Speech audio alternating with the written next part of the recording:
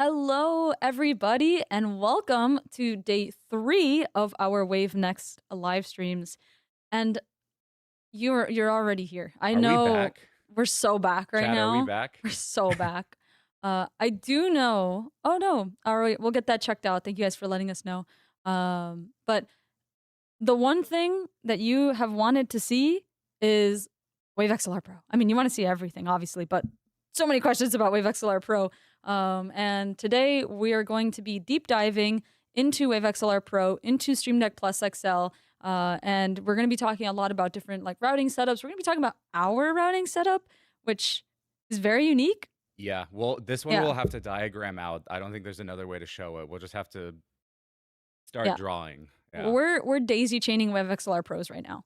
If you're wondering why you can't order it yet, we're daisy chaining them all right here, all the stuff. I'm just kidding. But we've got like 2 running, and then we're gonna be showing you in Wavelink 3.0 a little bit about how it works, a little bit about what you can expect to see when Wave XLR releases in Q2, and yeah.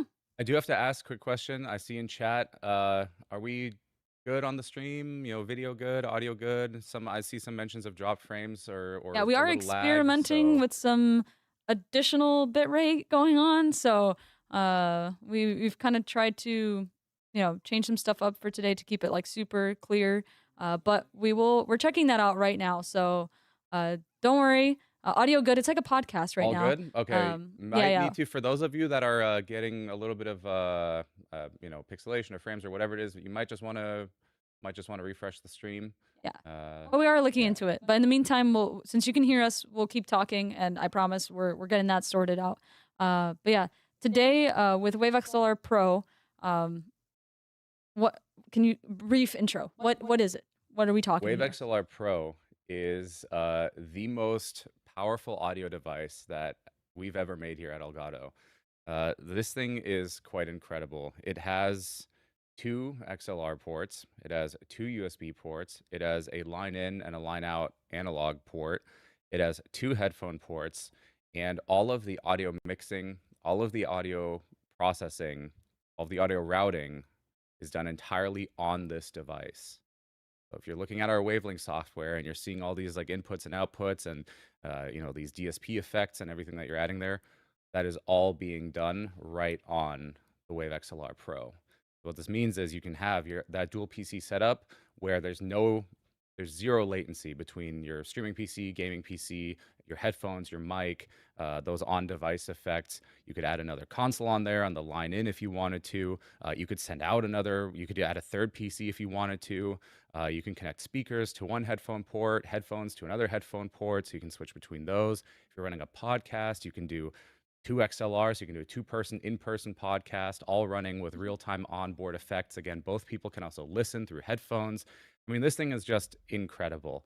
And what's really cool about it, and this is what we're all talking about today, is it fits in about like this is my hand, this is the device. It's almost about the same size. We don't have a banana for scale, but we Not certainly yet. have a hand for scale here, and it's about it fits in the palm of my hand, and that's really cool. At the bottom, it also has a 1/4 inch threaded mount point. So what you can do if you wanted to, because of the way this works, and we'll get into this, is once you have all your cables connected, you can just hide this away, right? You don't even have to keep this on your desk. Of course, it looks really cool, and thanks to all the connections on the back, you can just connect all your cables and then have them all go off the back of your desk if you wanted to. But you could also mount it under your desk, or you could put it on the side, or you could have it wherever in your setup you might want it, thanks to that 1/4 inch threaded mount point. So this thing is really powerful. We're going to get all into it right now during this live stream to show you how this works, what the configuration looks like, how you would connect different pieces of this. And then also, there's been a lot of questions about, how this compares to certain devices. So we also know that a lot of you out there are using the Go XLR, and there have been a lot of questions about, how these two compare, right? So here we have the Go XLR, we have the Wave XLR Pro. So we're also going to talk about, the differences here. The Go XLR is obviously a great device. In fact, we've used it for years here as well, and it might be time for an upgrade. So we'll check out what the differences are and how all that stuff looks and works. Yep. So And if you want to see immediately too, we actually do have an Explorer article about this, comparing the two. So you can definitely check that out on Elgato Explorer, and I'm sure one of our mods will get that in chat in just a moment. But it's not just Wave XLR Pro, because really the companion control device to it is Stream Deck Plus XL. Stream Deck Plus XL is the largest Stream Deck we've ever made. It's got 36 keys, 6 dials. Together with those dials, you have that expanded touch display or touch strip there. This thing is also a Big monster. boy. It's the big boy. It's actually quite heavy too. It's pretty chunky. And of course, this pairs perfectly with the Wave XLR Pro to control all those mixes, inputs, outputs, and all of that. So we'll also show today how it works when you have a Wave XLR Pro, when you've got our new and updated Stream Deck plugin for Wavelink, and of course then the Stream Deck Plus XL, and how those work together. So not even a word of warning, just a word of like coolness. We're going to get technical today. We're going to talk all about the insides of Wave XLR Pro, the outsides, the ports, all of the cool features and functionality, and then of course Stream Deck Plus XL as well. We do have a very awesome guest joining us on stream for that. It's going to be exciting, yeah. Yeah. Also, another little thing here, Wave XLR Pro is not for sale just yet. It is coming out in a little bit. I mean, we have, I think, what is it, sometime in Q2, so starting pretty soon. So some of what you're going to see today is actually still work in progress. I'm just going to say right now, you're going to see Wavelink crash. You're going to see stuff not work the way that, I'm going to click on something and something might not function. That's the reason why we need a little bit more time with Wave XLR Pro, because we just want to make sure that you have a great day one experience. And so our team just needs a little bit more time. We are showing it here early. We're not going to hide anything, fully transparent. So you'll see where we're at today. Yep. And it's still cooking. Yeah. It's like, when like the soup is almost ready, but you're kind of like tasting it. You're making the adjustments. Like there's still some more work, and that's why it will be available in Q2. And if you are interested in being one of the first to be able to purchase Wave XLR Pro, head over to elgato.com, go to the Wave XLR Pro page, and you can sign up to have access to a 72-hour purchase window. And that's only for people who signed up on the website with that specific link. If you're signed up to our newsletter, that's not the same as signing up for this notification. So if you are interested in Wave XLR Pro, if during the stream you learned something and you're like, oh, this is exactly what I want in my setup, then head over to elgato.com, press that get early access button right there, put your email, and then you will be notified when it is your time to purchase Wave XLR Pro, which will be in Q2. And I know one of the questions we've gotten a lot is when in Q2. We can't share any more information about that right now. We're still, figuring out exactly where it will land, and we don't want you to, get too excited or, or wait for something and it's earlier or later. So we just say, Q2 for now. Sign up. You'll get notified with that 72-hour window. So yeah, I know you're really excited about it. Yeah. I am so excited. I cannot wait for you to get Wave XLR Pro into your setups, and I am excited to see some really, really complicated audio routing going on in some of the pro setups that you guys have out there. Some podcasts. Oh, we're gonna have dual PC setups. It's gonna be so awesome. But that being said, I do want to answer this one question right now. The only thing it doesn't have, they were bugging you about, Phil, at TwitchCon, What's up? is have this integrated into Stream Deck Plus XL. So I want to briefly touch on that, right? Something that we're trying to do with Wave XLR Pro is give you the ability that this device is very good at what it does, and the complements to it can be changed around, upgraded. You can use it in like a different setup without needing to have, a bunch of keys with you. Like, you can essentially take this and add anything to it and they will complement each other, beautifully, but it's not integrated into a device that you might want to upgrade later.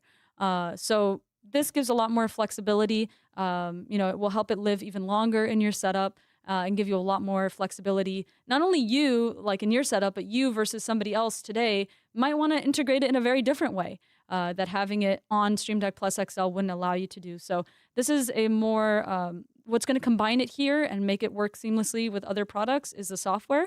So this is a very software-based workflow that we, are trying to give you here so that it's very upgradable. Also, the software will upgrade much faster and with Wavelink 3.0 for free, compared to if you had to like upgrade, Wave XLR Pro hardware, to get those quick, monthly, at this point. Yep. We update so often, essentially almost monthly updates. So yeah, that's what we're trying to do here. That's how we want it to fit into your setup. So And hopefully that we'll makes get sense. into all of that Yep. and show you why we believe that is the vision going forward for creator audio. All-in-one devices that integrate literally everything in the hardware are great, but of course those they might be great in the moment, but a couple months down the line, or if you even want to change one thing, you are defined by that device. We believe that giving you the flexibility and the option to mix and match, and maybe you want to get a smaller Stream Deck or a larger Stream Deck, or maybe you want to have your Stream Deck control something else, and then you want to bring in video audio. Well, you have your device for that. Now you want to bring in video, you have a different device for that. But each device is specialized in what it does, and then you just bring those all together through software like Wavelink, or if you're bringing everything into your live stream through something like OBS Studio. So Yep. I also did yeah, see Ali said that they bought the XLR dock, or possibly Wave XLR Mark II or Dock Mark II, but whichever one you got, that's so awesome. Definitely make sure if any of you guys are buying these WaveNext products to share with us. You can share photos, you can share, how you have it set up in our Discord, on our socials. Definitely make sure to tag Elgato so that we can see. I also want to say one other thing, which is really important for this stream, and I know some of you guys are eagerly waiting to hear more about this. The giveaway today is big, and it will again run later. I mean big literally, depending on what you choose. But the giveaway winner today will receive their choice of either Stream Deck Plus XL or Wave XLR Pro. Asterisk here. If you choose Wave XLR Pro, you will have to wait a bit to receive that prize. So if you don't feel like waiting, you want something sooner, then there's Stream Deck Plus XL as an option. If you are just really excited for Wave XLR Pro and you're willing to wait for that, you want to be one of the first to get your hands on it, that giveaway winner can pick this. So that's a good giveaway. I think that's an understatement of the century. That's a huge giveaway. So I know, you guys are excited about this. You're going to have, you're going to be very eagerly waiting. So this will be later in the stream. So please stay tuned for that. And you can ask Phil all you want about the giveaway, but as we saw on Tuesday, Phil does not know about the giveaway. I don't control. I don't do the giveaways. Yeah. So chat, we can talk all about it. But Brito here, Apple Freak. The biggest thing about this giveaway is Stream Deck Plus XL. That is true. It is literally the physically biggest yes, thing yeah. about this giveaway. But yeah, she So runs the giveaway, so I have nothing to say there. You know, yeah, it's yeah. yeah. Where is it? Oh, Thing. the box. Oh, the box. Where Well, did I it mean, I go? guess we can do a little size I comparison think here it's over too. there. I want Uh, you to see what will arrive to you if you win the giveaway and you pick Stream Deck Plus XL, or if you have ordered a Stream Deck Plus XL. I want you to see this. oh, delivery from the side. Look at the absolute mass, the absolute unit that is this box. This is bigger than my head. Look, Mm-hmm. bigger than your Yeah. head. So it's smarter Where's than I our am. banana for scale? Someone is running over. Yeah. We have a pear. Okay, give me the pear. Oh, let's. Throw it. Can we do this Throw it. live? Wait, Oh, no, that's. throw it. That was a really high. That was a really high throw. Here's a pear for scale. So we all know how big a pear is, right? The standard issue pear. Average pear. Mm-hmm. That you would find at the supermarket, Mm-hmm. at your local grocery store, at the farmer's market. If you want to know, you would need to get what, maybe 9 or 10 pairs. You're gonna So. need a little bit more to match the size of this box. So there you go. Here for comparison. There. Yep. So Stream Hope Deck, this helps. Stream Deck Plus XL is the largest Stream Deck we've made. It's got more keys even than the Stream Deck Studio. It's got more keys than the Stream Deck XL, and it's got more dials than the Stream Deck Plus. So it is literally the largest one. And would you just look at it? It looks so good. It looks so good. Again, it pairs perfectly with the Wave XLR Pro, and it just for anything, if you're running a production that has a lot of different graphics, a lot of different sounds, a lot of sources, then Stream Deck Plus XL is for you. And it's still the best part is it still supports all the features, right? If you have a Stream Deck right now and you're like, oh, does this do everything that my current Stream Deck? It does. So folders, profiles, pages, dynamic keys that can update in real time. All of that stuff is there. All the multi-action functionality, literally everything. You just get more of it right there, right in front of you. VTuber Heaven, absolutely. Yes. Turn is correct. YouTubers have been waiting for this one. This one's for you. Yeah. We built this one for you. I also saw somebody ask about its compatibility, specifically Stream Deck Plus XL with XLR dock. It is not compatible. If you would like to use XLR dock, you will need a Stream Deck Plus, the 8-key version. But USB Hub is compatible, so you can use that as well as, oh my. Network dock? Network dock. I was Yep. thinking Ethernet dock, and I'm like, that's not right. Close enough. Network dock. Yep. So yeah, I also, that clip with the pair, that like little zoom in was wild to see. I want like that in a compilation of just like out of context Elgato stream. So like Elgato milk and this, it's like, what are we doing here? What are we really doing here? Send that to Julian if he's wondering what we're doing on stream. There you go. All right. If you guys have questions, by the way, we're doing questions a little bit differently today. I mean, you're still doing !Q in chat, but to help answer even more questions. Because we heard your feedback. We Yeah. saw your feedback yesterday that, excuse me. It's been a lot of talking.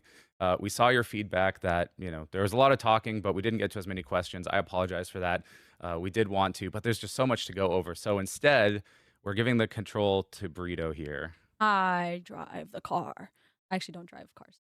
But what I can do is I will be kind of like pitching in every like once in a while, like maybe every like 15 minutes or so, to kind of get them back to questions. So I will be parsing through your questions, queuing them up, the good stuff, because we're going to be a lot of questions. So the stuff that I think will be the most helpful and the things that you guys are asking the most. And then every like 15 or so minutes, I will be bringing those up for them. And we'll do like a little question sesh, and then back to some more demos, back to some more discussion, and then another question sesh. So we should be able to answer way more questions today, is my goal. She'll be monitoring the situation the entire stream. With zero latency. With zero latency, yeah. Actually, with 15 minutes latency right now, because we're going to let them talk. Because at the end of the day, this is going to be a way more advanced stream than, I think usual. We're going to be talking like product. So if you're ready to learn, enjoy, sit down, and get a cup of coffee. You're gonna need it. This is going to be fun. Grab your notebooks, Yeah. right? Grab your Yeah. 'cause And yeah. also, if you have a question about something that they're discussing and you would like maybe a more simplified version or maybe some clarification, you can also ask that as well. I think that's, there's no silly questions here. Yeah. I Cool. also want to point at some resources that we already have out. So Yes. the biggest one is going to be Elgato Explorer. If you have questions that aren't answered today, and we'll we'll Elgato Explorer get back to this at the end of the stream as well. But if there are questions that aren't answered today, then head over to Elgato Explorer, or even do that right now. And there's a ton of information here. Of course, we're going to cover a lot of this live, but how standalone mode works, what's the difference between the host and the USB aux port, how does it work in a dual PC setup, how does it work for, say, a podcast. So lots of details are coming out on Elgato Explorer. Definitely make sure to check there. And we'll also link to articles. And if, there's an overwhelming question that we didn't get to, well, hey, maybe we'll get that out as an Explorer article. So we're trying to give you guys as much information as possible. It starts here with the stream, and then it goes over to Explore and also to video content and other places. So I think that way we'll cover just about everything that you guys may want to hear before Wave XLR Pro becomes available. Yeah. Yes, A little Elgato. bit more in depth is perfect. Yep. Perfect. Mm-hmm. Ay, ay, ay. All right. Should we also talk a little bit about, well, I guess, before we dive into it, what the rest of, I guess, this week and next week looks like? Yep. So today's day 3 of streams, focused on Wave XLR Pro and Stream Deck Plus XL.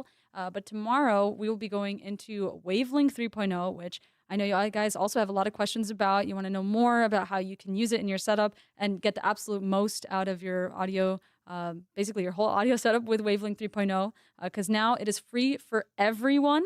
So basically everyone here can benefit from tomorrow's stream. You can get it right now from elgato.com. Download Wavelink 3.0. It is now fully available. Lexi, I got to lock in for Wavelink 3.0. We'll see you tomorrow. But yeah, we'll be live tomorrow at 10 a.m. PT.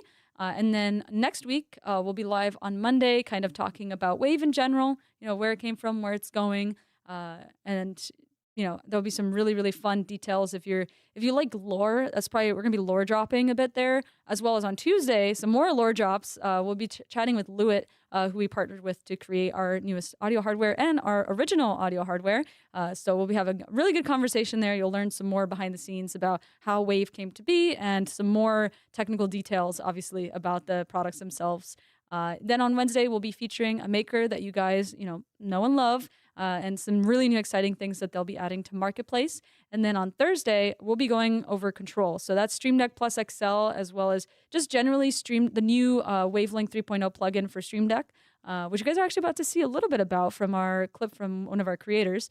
But yeah, you'll learn all about the Wavelink 3.0 plugin, which is new, improved. It's also available now as well. So if you get Wavelink 3.0, you've got a Stream Deck, you want that plugin because it is beautiful. That plugin, work of art.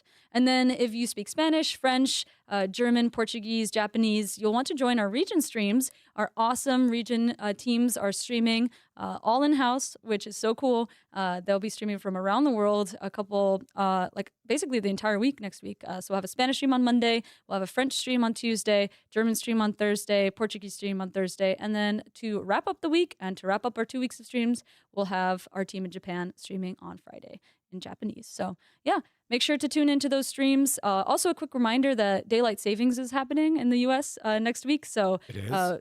yeah, isn't that wild? So this week we're streaming at 10 a.m. PST, but next week we're streaming at 10 a.m. PDT. So that might be an hour difference from some of you guys if you're not experiencing the time zone change next week. But yeah, awesome. Great. Let's see. I think that's just about it for right now, right? You'll tune in March 12th for the German stream. Awesome. I'm sure you're going to learn so much there too from our incredible team. That being said, I think we're going to go over to our host. A reminder, keep asking your questions in chat, and about every 15 minutes or so, they'll be answered. And we'll also give time for them to intro the product. So it's not going to be immediate that we're answering questions. But once they've done their whole intro, then we can go into it. But until then, we actually have a great video here from Omniscient Wolf, who's going to be telling you about the upgrade from Wavelink 2.0 to 3.0. And since we're talking XLR, they're going to be talking about Wave XLR Mark II. how it fits into their setup, as well as they're going to be showing the Wavelink 3.0 plugin, which I'm very excited about. I think this is like really, really cool. And if you guys have a Stream Deck, you're going to want to see this. So let's check out that video from Omniscient Wolf.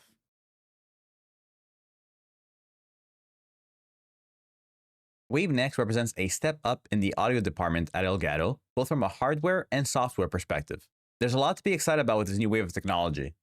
If there's one thing that I'd like to share about WaveNext for our creators, it would be that somehow Elgato has found a way to cater to both beginner and expert audiophiles. You'll see this when the new hardware drops, as well as with the official release of Wavelink 3.0. Starting with new hardware, the one product that I'd like to show off is the Wave XLR Mark II. This comes with onboard effects such as voice enhancer, compressor, equalizer, and more. The hardware handles heavy processing for lower latency and for more software headroom. Now with Wavelink 3.0, it has been completely rebuilt from the ground up. Visually, it's certainly more appealing to look at, but there's a lot more to it under the hood. I think my favorite aspect about it is simply the fact that you can route applications to your channels without having to first launch that program.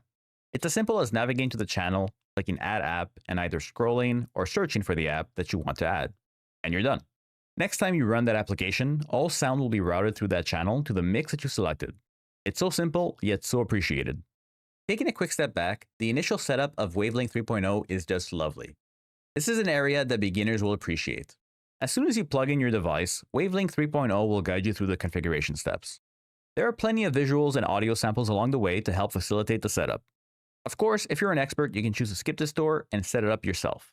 My personal preference was to go through the tour and then fine-tune my settings. When it comes to adding audio effects at a software level, this is as simple as it was with Wavelink 2.0. You have access to your default Elgato effects, as well as any VSTs that you've downloaded. Just make sure you save them on the appropriate folders, which you can specify under your settings. Here you also have your trusty soundcheck feature available to you to test your audio chain as you go through it. Now you could do all this with Wavelink 2.0 as well, but one thing that Wavelink 3.0 has over its predecessor is the fact that it uses a lot more of your screen's real estate, resulting in less strain on your eyes. I can't tell you how much I appreciate that change. The overall transition from Wavelink 2.0 to Wavelink 3.0 is smooth. The most challenging part for me was getting used to the new routing table in Wavelink 3.0. The flexibility that you have here is very powerful, and it can be easy to get overwhelmed at first. But once you take the time to match your inputs on the left with your output mixes on top, you'll find that the routing is pretty straightforward. Now I have to mention the Stream Deck here. With the Wavelink 3.0 plugin, you can control your audio via your Stream Deck device. For me, I set this up so that the dials on my Stream Deck Plus control what I hear for game, system, and voice channels. This allows me to adjust volume levels on the fly without having to open Wavelink and adjust them there. It really is as simple as drag and dropping. Now, if you're looking to go even bigger with your setup, WaveNext introduces the Stream Deck Plus XL, giving you more keys than a Stream Deck XL and more dials than ever. Maximum productivity. Wavelink 3.0 and WaveNext. Game changers for us creators. Stay tuned for more info on March 3rd. Omniscient Wolf, out.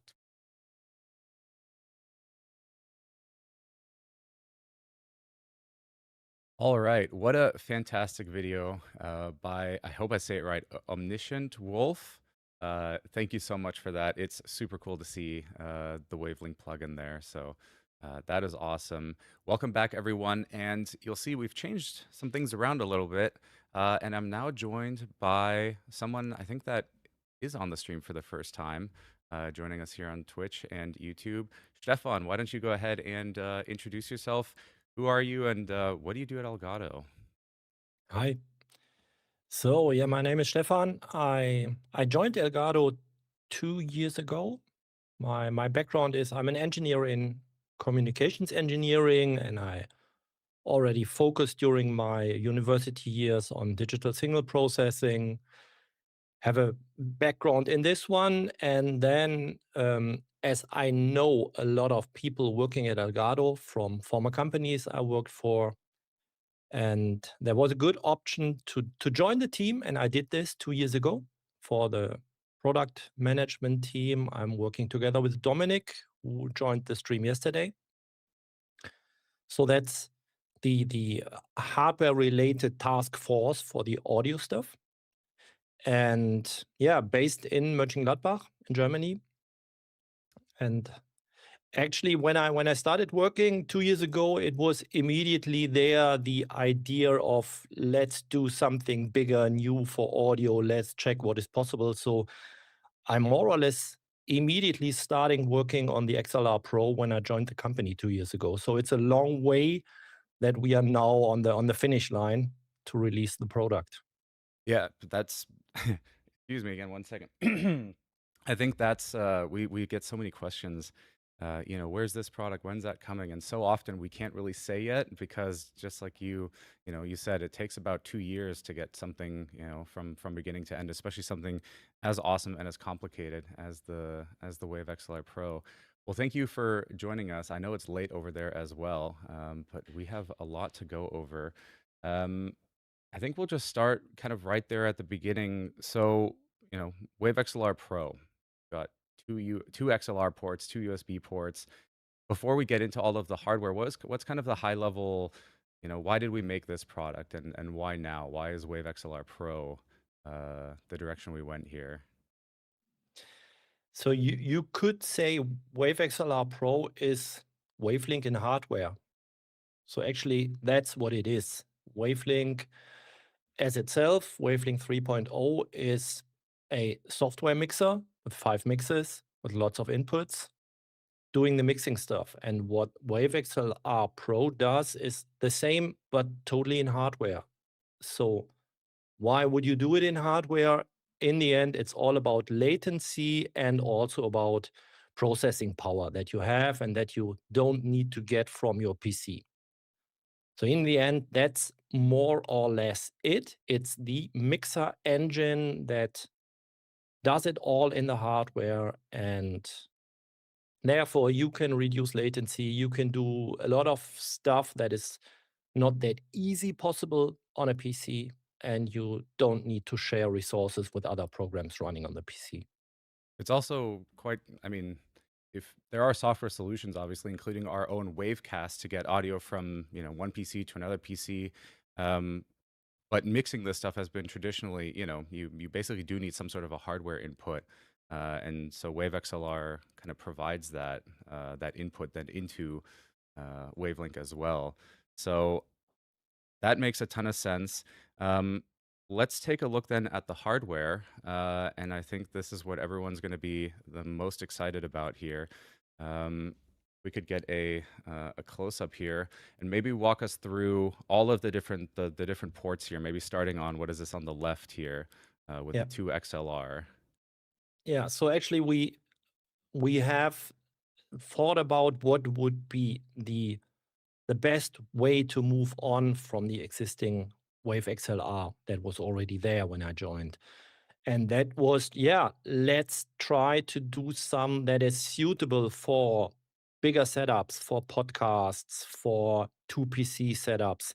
And therefore, yeah, we said, okay, 2 microphones, that is what is needed if you want to go. So the 2 XLR inputs, they are 2 independent XLR inputs. They have 80 dB gain. So we have a lot of gain, but we also have a lot of headroom. So what the hardware design is mainly focusing on is headroom to be always on the safe side.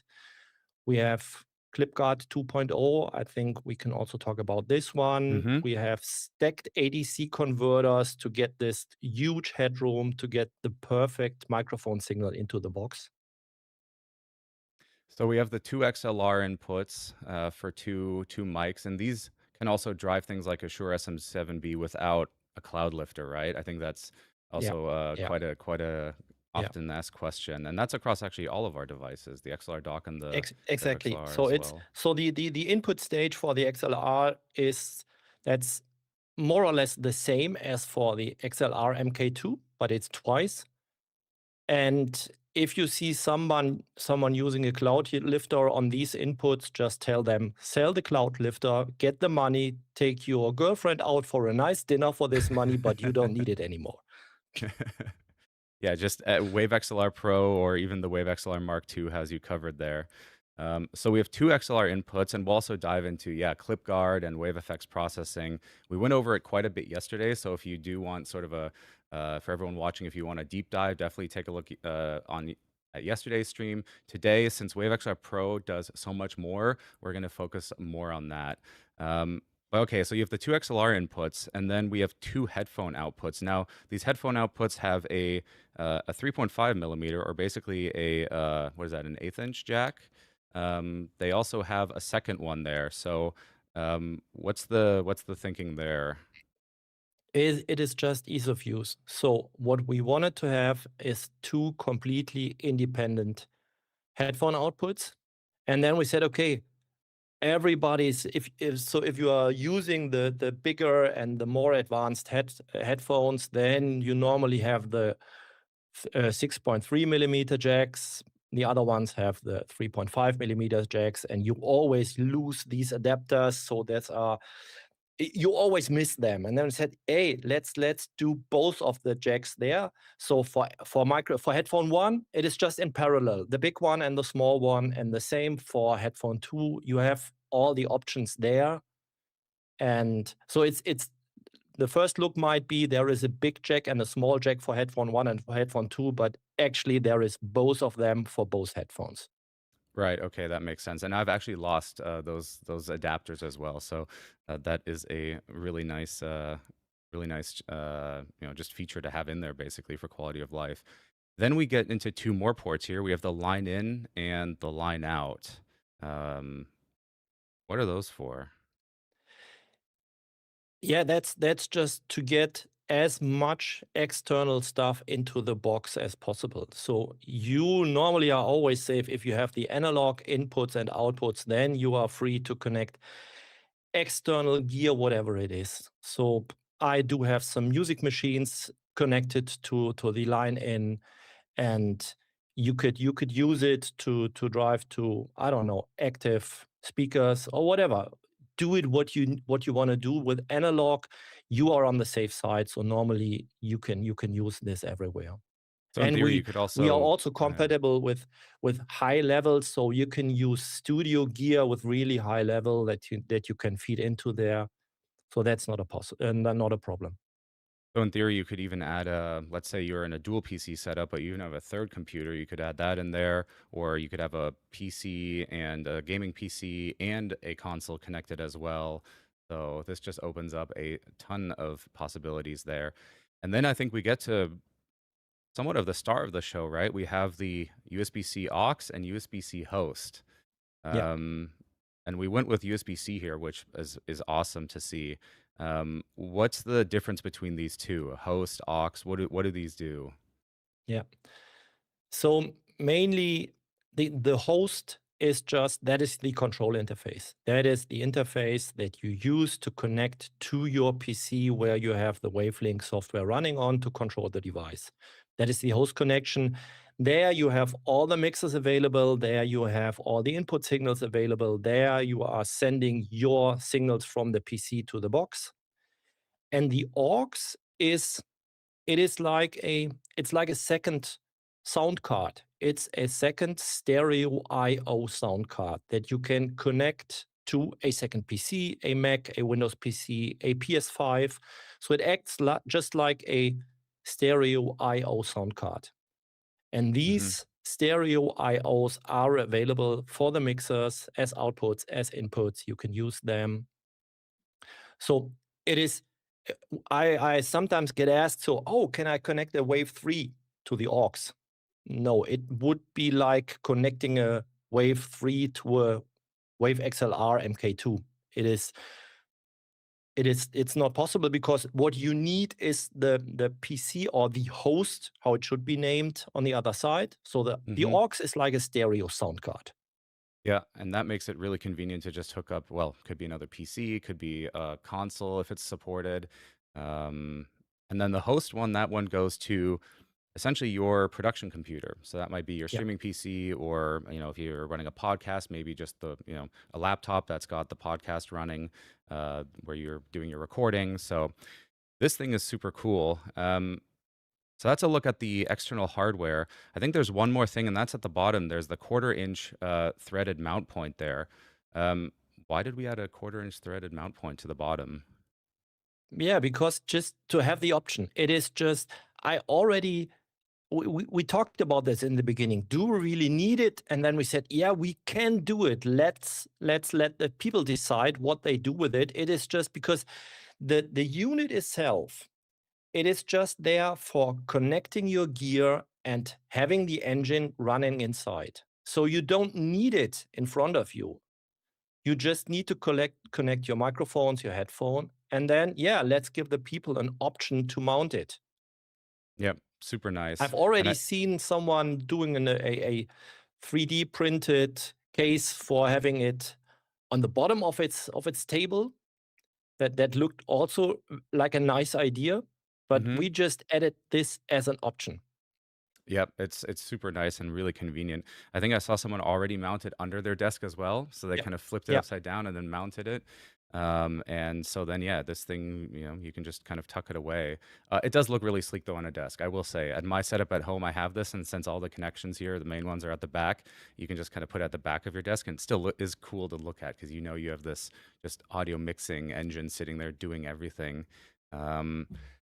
So then let's take a look at the actual. So we've gone over the hardware. That's on the outside. The I/O is quite impressive here. But then the inside is where a lot of the magic happens. Not only the mixing engine, but we also have wave effects processing on there. Yeah.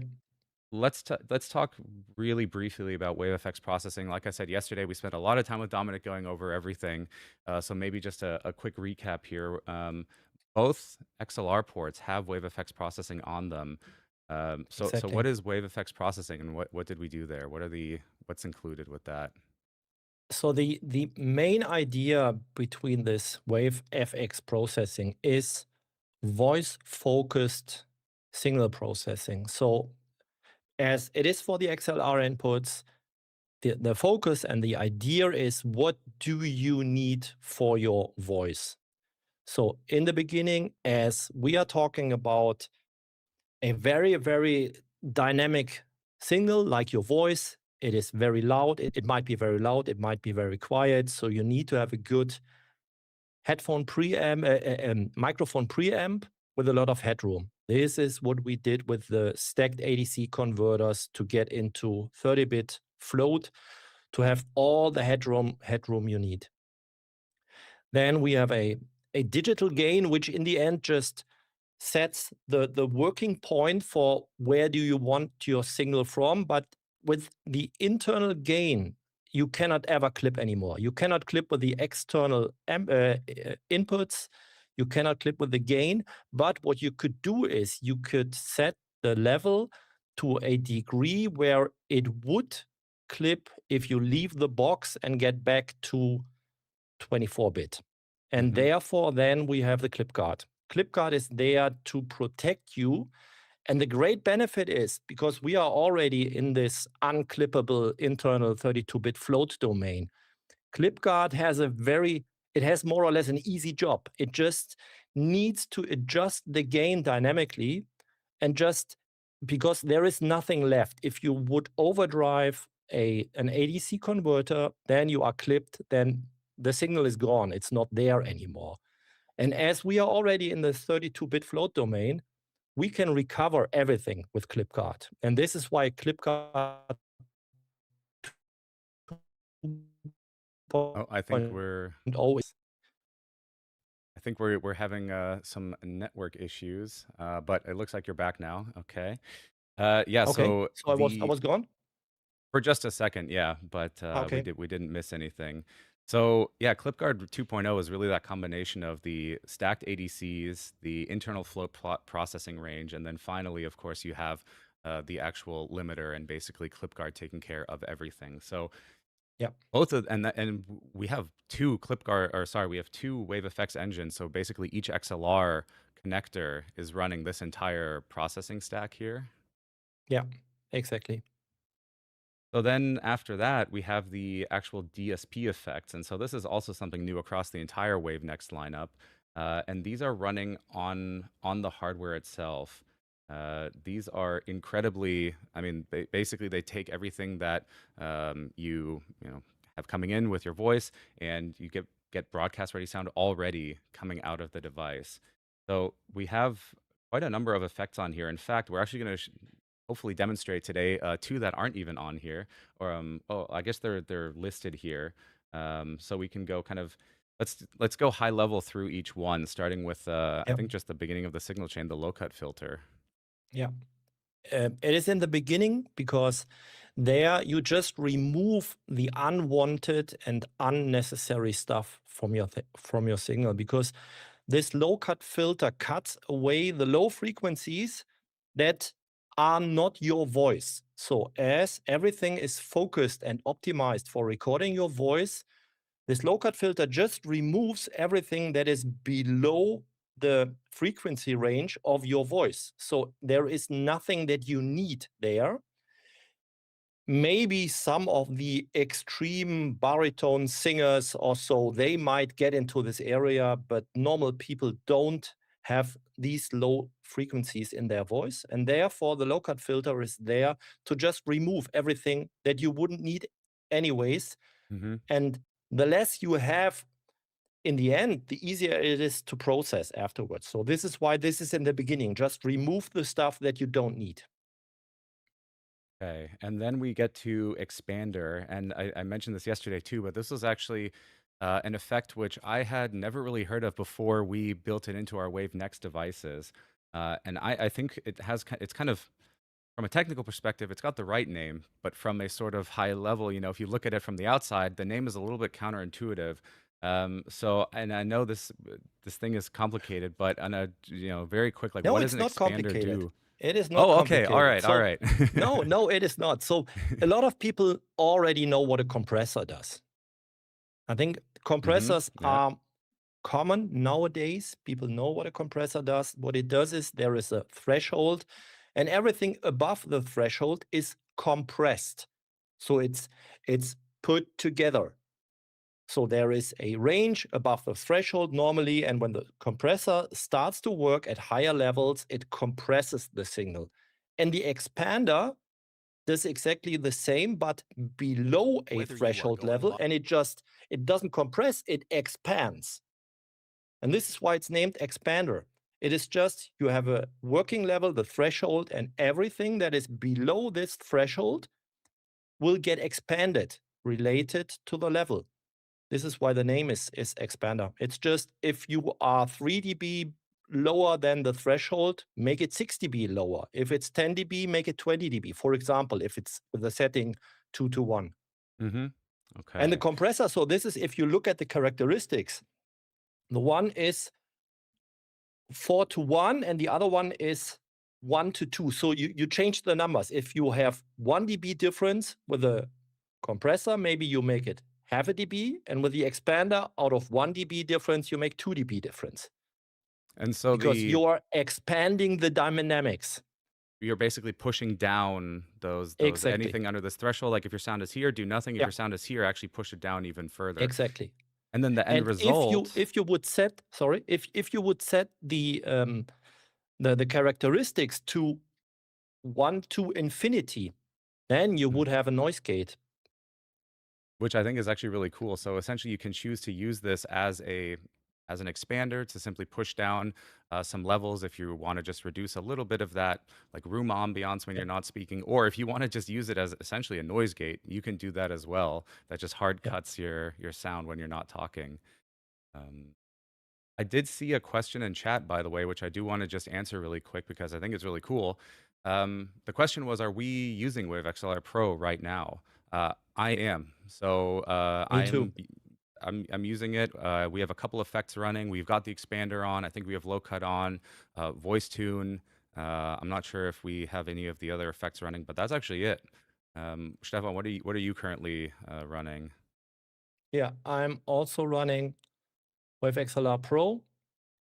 I'm having just a simple 2-mix setup. I have my personal mix and I have the stream mix. I'm always using the expander. I really love the expander. For me, this is the biggest feature in all the signal chain, because it is a subtle but very effective 0 latency option to remove background noise. That is really great. I do have voice focus on the stream mix, but I don't have it on my personal mix because there is a slight latency on this one, and I don't want to have this on my headphones. Sure. Yeah. Yeah, but I'm using the Pro right now. Awesome. So yeah, everyone here is using it. So everything you guys are hearing is coming through a Wave XLR Pro. When you hear Burrito, she's also coming through the Wave XLR Pro. So that's what we have going on here. So then we have a couple more effects to cover here. We've got Voice Tune. Voice Tune is something that's new and unique again to all of the Yep. Wave devices. Of course, it's also running on the Wave XLR Pro. And so what does Voice Tune do? So the idea behind Voice Tune is something that is very, very easy to use, but nevertheless very powerful. So the idea was to give the people the option of a very easy to use compression and warm, so slightly harmonic distortion effect. So what you want to achieve is to make your voice a bit bigger, a bit more warm.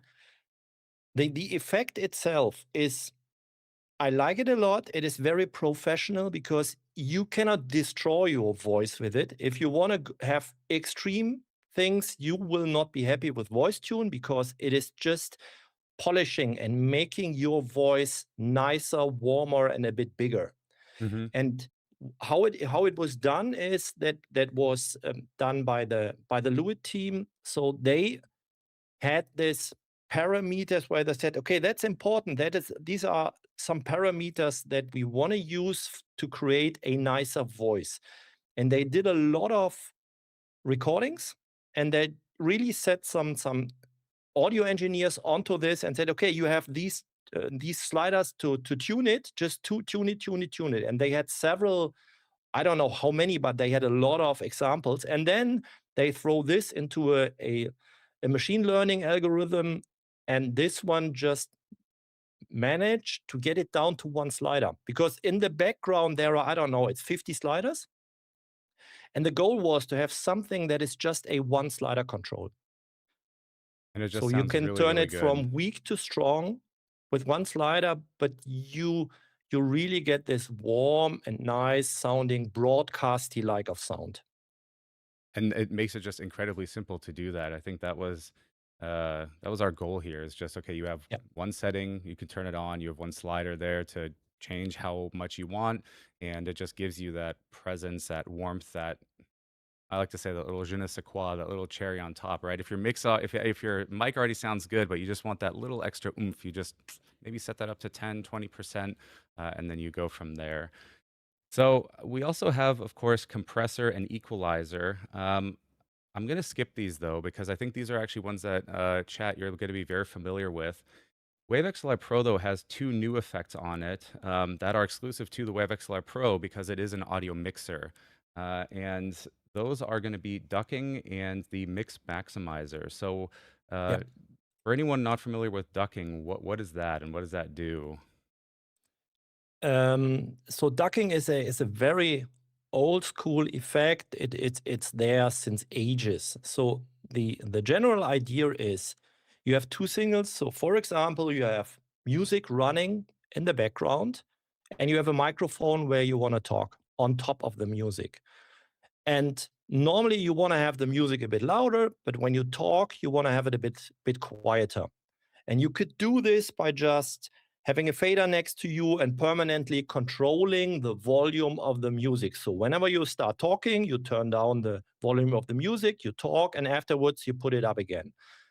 And what ducking does is it does this automatically. So you can configure one channel as this channel will have ducking, and then you configure the key, which is normally the microphone that is used for detection, and then the music is set down in volume.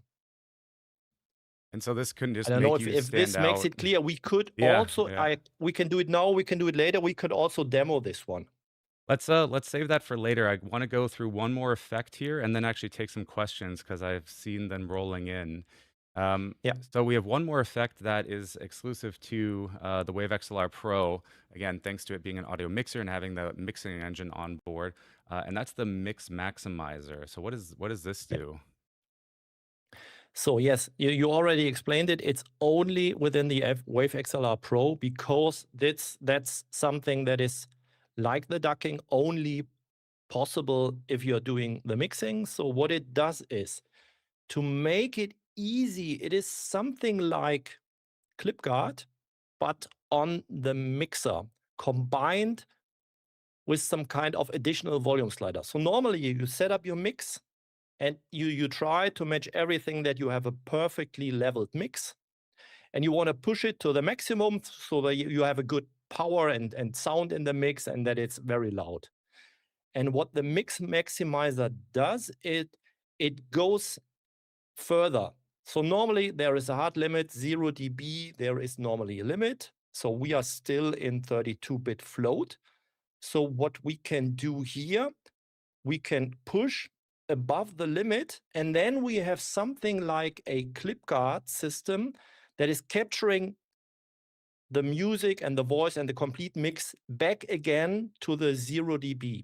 And by doing this, the result is that the complete mix gets louder, it gets denser, it has more power. Mm-hmm. So you can even normally you start with going to, I want a good leveled mix, and then if you want to, you can go even further with the Mix Maximizer, make it more powerful and even more. So it feels louder. If you look at the levels in the end, it is still 0 dB is the end, but if you listen to it, it sounds louder. Yeah, you can, like chat says here, the Nerdy Kitten, you can basically take your mix and if you want to turn it to 11, it gets one louder, basically. Exactly. Yeah. Yeah, this is super cool. I mean, it's something that's in the hardware. It works in real time, and you can literally just make your content sound a little bit louder, have a little bit more power there, and you can customize that per mix. So that is super awesome. So that's Wave FX running on the Wave XLR Pro. All of these effects here are running in real time on the hardware, on the device, across both of the XLR inputs for these DSP effects here, and then you have the ducking and Mix Maximizer that also take effect across your different mixes. So this is all right in and on the device. This is the power of this device, is that this is all happening in the hardware. So it's mixing everything together, and then it's doing that. It's doing the voice processing, it's doing your mixing, and that processing there. So we've had a look at the I/O, basically what goes in, what goes out. We've had a look at processing. So I think chat, it's time for some questions, exactly. And Burrito here, I think you've got a couple queued up, so I've maybe got we. about like 15 questions here for you guys. All right, let's do it. So what I'll do is first I will feature some chat messages that I want you guys to hear about, and then I will ask you guys kind of the quicker questions first. Go into the longer ones at the end. So if you want to take a little bit more time for a demo, you can do that. But the first ones, let's try to quick fire some. But to start, Cogni says, I'm sold, making plans. Awesome. Love to hear it. Thank you for sharing. I did also want to reiterate that we are using Wave XLR Pro, both Phil, me, Stefan, all three of us. We are, you're hearing our audio through Wave XLR Pro. Then we had a question specifically about the Mix Maximizer from Jake, who asks if that also acts as a limiter. It actually is a limiter, but it's a special kind of limiter. So it is a limiter that is optimized with all its parameters for a complete mix. So it's a limiter designed for the mastering bus, and it's a one slider control. And what we actually do there is, if you know what a limiter does, is there you have a threshold, and everything above the threshold gets pushed down. Similar like a compressor, but not exactly the same. And what we have here is that there is one slider that lowers the threshold. So it makes things more compact like a compressor. But in parallel, we have a makeup gain that automatically compensates this. So we have the threshold going down and the makeup gain going up in the same way. And in the end, this is what you are doing there there you get the density in the sound from. Great. Next question is from Paybot. Have you measured the power draw during streaming, recording, gaming, etc. for the new Stream Deck Plus XL and XLR Pro? I'm sure we have the numbers somewhere. I don't know off the top of my head, though. That's something that we'd have to. We can probably get you an answer on that later, maybe not even during the live stream. But essentially, I mean, each device has a certain amount of power draw. Obviously, it's all within like the limits of USB. So, yeah. We have a question from Jake. Is it possible to adjust the ceiling for the mix maximizer, or is it just 0 dB? I think it's minus 0.1 dB, but it's fixed. Nodos asks, how does the playback latency of PC audio compare between Wave XLR Pro and the regular Wave XLR? So that would be Mark 1, I believe they're asking, when routing through Wavelink. Yeah. So what is important to understand is if you are talking about the Wave XLR MK2, the mixer is the Wavelink software mixer. So each of the signals that you want to add to your mix need to get into the mixer, get mixed, get out of the mixer, and then sent via USB to your device. So, and getting signals into a mixer also is not that easy because you have different sources that need to be aligned and so on. So this takes time. The huge difference for the XLR Pro is the only thing that you do for the Pro from a source signal is just send it via USB to the hardware mixer. So there is nothing else in between there. You just send the signal to the hardware mixer. And if you try to imagine, this needs to be done after Wavelink 3 software mixer also. So if you want to hear your signal on the Wave XLR MK2, the final mix will send via USB to the hardware. And with the Wave XLR Pro, the source signal is sent to the hardware mixer. And then the mixing is done there. So the USB part is more or less the same, but all the additional latency coming from the software mixer is eliminated. Yep, exactly. I think I can show a little diagram of kind of what that looks like here. So essentially, or actually let me pull this up here. We'll do dual PC. We'll do this guy. So essentially, this is a look at kind of the internals, if you will, for specifically if you were to run this in a dual PC scenario. But you can see here you have this mixing engine in the middle where all of your inputs are going into. So all of the hardware is coming into it. You have your XLR mic, your mic 2, your USB aux, your line in, and then you also have those virtual channels that are basically coming from, in this case, the streaming PC. So you have your system, your browser, your sound effects, aux 1, aux 2. You have up to 8 of these that are virtual, and those all get fed into the hardware mixing engine that can create up to 5 mixes.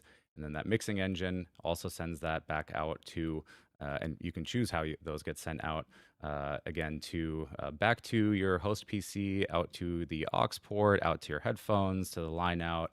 And that's all, this is all done in hardware here. This is entirely hardware right here. So it's super, super powerful. Great. A few comments from community. Class says, everything you put into Wave XLR Pro in a small form factor and Wavelink 3.0 is amazing. Thank you for sharing. Thank you. Yeah, our team works very hard. I believe there were some late nights involved in this to make sure that this, is just rock solid and that, all these features are there for you guys. So. Yep. And then Crack said, I just said, take my money and ordered the Stream Deck Plus XL and the V2 of the XLR dock. Wondering what the comparison to the Pro is. So maybe you guys can let them know the difference between Wave XLR dock Mark II and Wave XLR Pro real quick. It's actually, I wrote up an answer yesterday to someone, but the way to think about it is like this. The XLR dock and Wave XLR Mark II are audio interfaces that bring a single mic into your computer. So you take your mic, you plug it into your XLR dock or Wave XLR. It has wave effects processing on there. It's got VST insert and clip guard, and so you bring your microphone into your computer. Then you use Wavelink to do the audio mixing. That's where you take all your other inputs, like your game, your sound effects, whatever, and you do your mixing there. Wave XLR Pro is an actual audio mixer. So not only does it bring in your microphones, but it also brings in all the other audio sources. And instead of going to your computer, they essentially go to the Wave XLR Pro, and it does the mixing and the wave effects processing right on here. It still features things like VST insert, of course, but essentially this does then the mixing right inside of this device here. So there's similarities between the two, but they're also quite unique in that, again, Wave XLR Mark II and the XLR Dock are getting your mic into your computer. Wave XLR Pro here is about taking all of your different sources and mixing them together to create an output that you can then send to your stream. You can record one onto your computer. You could send one to a guest that's on, something like that. Nick asks, what consoles is the aux USB compatible with? That's a great question. So don't- actually, I tested it with PS5. That is working. If you are asking for the Xbox, we have to say Xbox requires a dedicated authentication chip that is not in there. So if you want to go for the Xbox, you can use it, but with the line in and line out. And I think that's something that will, I mean, now that we're talking about it, we're here. But when we start looking at some of these examples, the aux USB is basically a standard like USB audio device. Your computer or your phone, or in this case, the PlayStation, thinks, hey, a mic was plugged in, a headset was plugged in. Basically, that's what it thinks.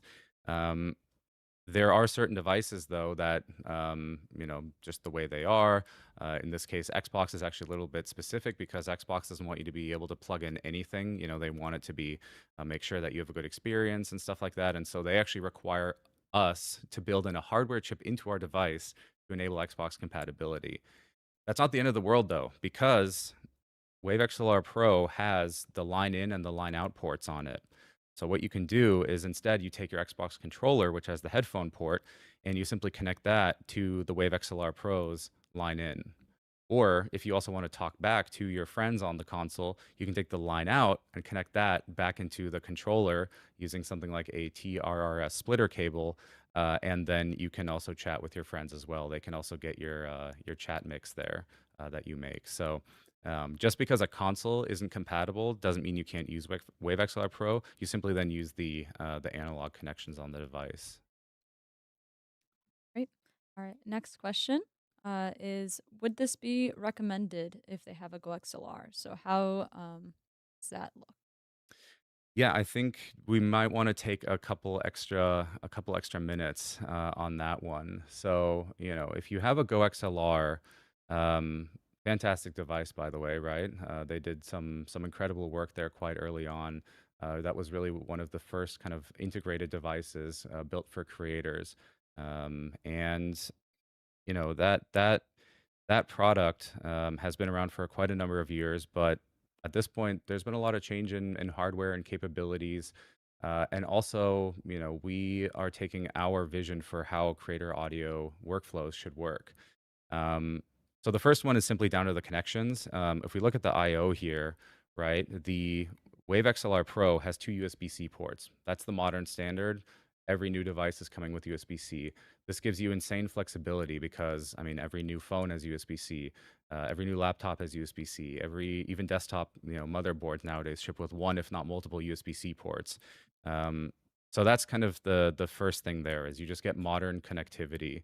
The second thing is the dual XLR. So the Go XLR only has a single XLR input, and this has 2. So if you are running a podcast, you can do that.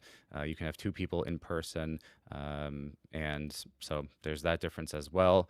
And there's also quite a bit, and this gets more into the technicals, into the specs of the device, but we have a better headphone amp. We've got a better microphone preamp in there. We've got more DSP effects and processing, things like VST insert that bring down the latency of VST devices. So overall, you're just getting better sound from your microphone. You're getting better sound into your headphones. You're getting more power in terms of mixes. I believe the Go XLR can do 4 on-device mixes, whereas this one can do 5. Um, it's quite a substantial difference. In fact, I can also, if we can get a visual here,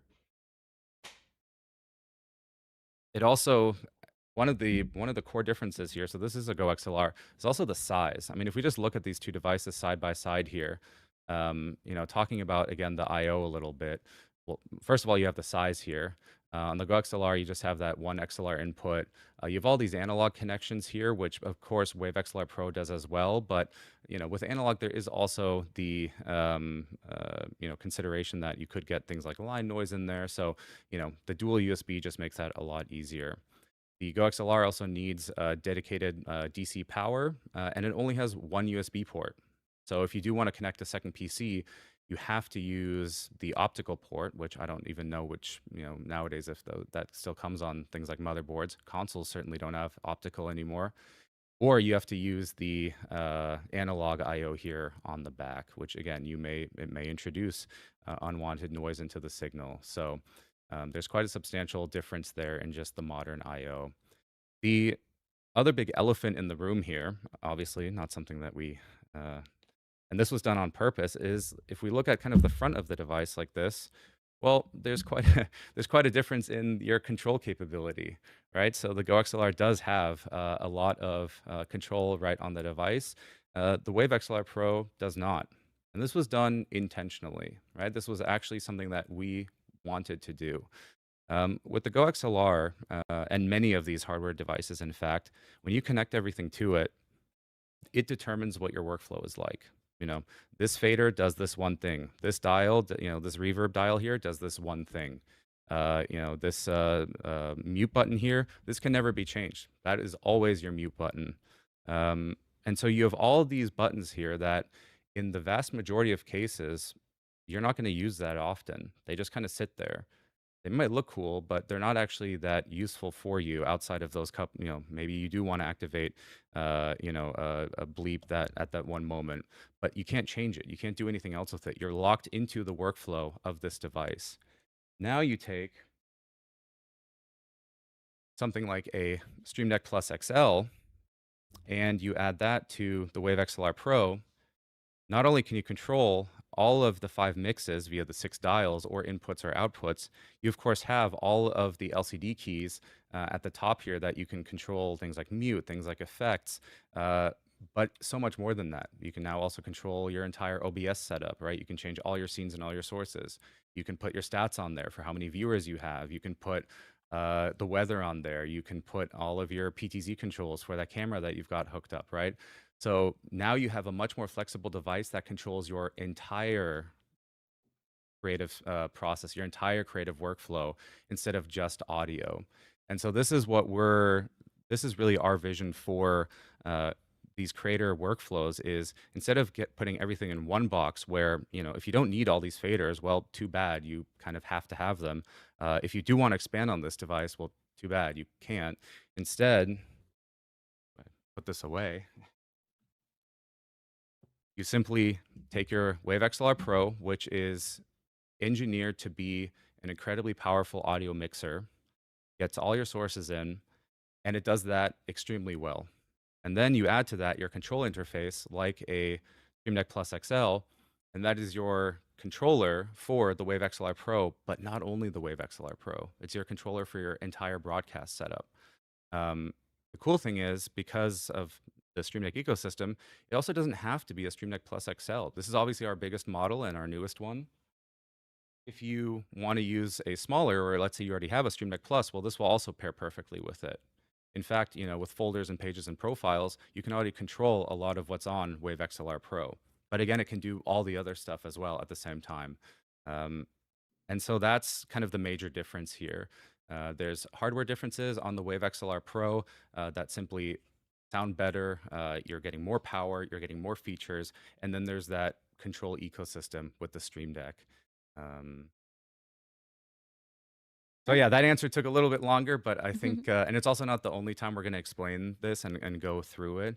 But we feel really strongly that this is, this is the best kind of way forward here. Because think about it also, like, let's say you want to bring in multiple video sources. Well, you can do that, bring them into OBS, and now your Stream Deck Plus XL can control those as well. Let's say you bring in graphics and other sources into OBS or any of your software. Well, Stream Deck Plus can control that as well. You can't do that with any of these other devices. All right. Well, Now I need some water. my favorite thing is happening where we are answering questions, and while we're answering, we have now more. We have about 20 Oh, more yeah. than we started Mhm. with. Uh, so Maybe I'll we try can to. get through a I'm trying to couple do the quick more, and then what I'd ones. like to Yeah. do also, so we've talked about the hardware I/O and the wave effects, but I actually want to show some connections. Let's get into diagrams. How do you connect a dual PC setup? How do you connect a console? What does that look like? So Yeah. I think we can take a Trying couple to give more you some quick questions. ones. Tony asks, can I use both both XLR mics on both PCs simultaneously? Yeah, in the end, you have the two XLR microphones. You create mixes out of them, and you distribute the signal afterwards to PC1 and PC2. That's it. If you just want to have one microphone to one PC and the other one to the other, you can do it. If you want to have a mix, you can do it. If you want to have different mixes of the two microphones for the two PCs, you can do it. Yep. Pretty simple. Darian asks, does Wavelength software have ClipGuard or just the Elgato mics? So ClipGuard is a No hardware clip. feature. Yeah. Sorry, Phil. Go on. Oh yeah, I can. So ClipGuard is a hardware feature that is, if the entire point is that it processes and makes sure that the audio that's coming in from your microphone doesn't clip. If the audio that's coming in from your microphone has already passed into the Wavelength software and it's clipping, there's really no way to recover that. So it has to be at the beginning of the signal chain. So yeah, it's in the hardware itself. All right. Libby asks, does the aux input work with a phone? It works with a lot of phones, not with every phone, because each phone is different. And yeah, so in the end, I think you have to try it. We cannot test everything. We tested a lot. Some are working, some are not working.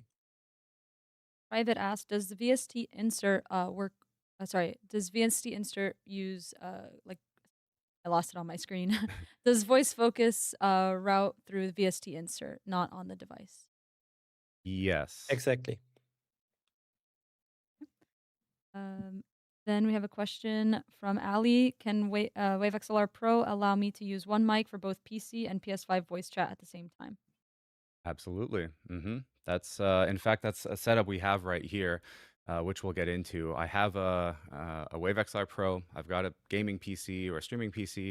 I've got a PS5. The PS5 is hooked up via that aux USB connection, and so this same microphone that you're using, that I'm using here, I could send to both at the same time. And of course, also you get game audio and your party chat through that same connection, so you can hear everything together. You can then also send that back to your streaming PC, so that way you have all your game audio. Like, this thing it's just so powerful. It can do all of that. Yeah. Killa asks, does it operate on Windows and Mac, or is it only available on one? It is going to be on both. And actually, looking back a little bit to Go XLR, that's another big difference. Wave XLR Pro works on both Windows and Mac. Wavelink is on Windows and Mac, so you just connect your Wave XLR Pro, you install Wavelink, and then you can start setting up your routing and your mixing there, and it works wonderfully. Right. Then we have Payne who asked, does Wave XLR Pro work with DAC or digital audio converter for? Oh no, which question? You guys keep sending so many things, it goes away. For example, with the Nova Pros. So does it work with a DAC? I'm trying to think of what the setup would be there. Yeah. I think so. Wave XLR Pro has a DAC on it, right? Digital to analog converter. That's where you connect your headphones. You could, in theory, still use your Nova Pro if I'm understanding it correctly, but then the actual audio output would go through software again, through Wavelink, and you wouldn't get the benefits of things like real-time monitoring of your DSP effects, the benefits of VST insert and the lower latency for, again, your headphones. as well as just generally a little bit higher latency, because again, you're going through software now. So you would want to connect your headphones directly to the Wave XLR Pro. And I think, Stefan, we did make sure that we've got some pretty powerful and just really good DACs on this device, right?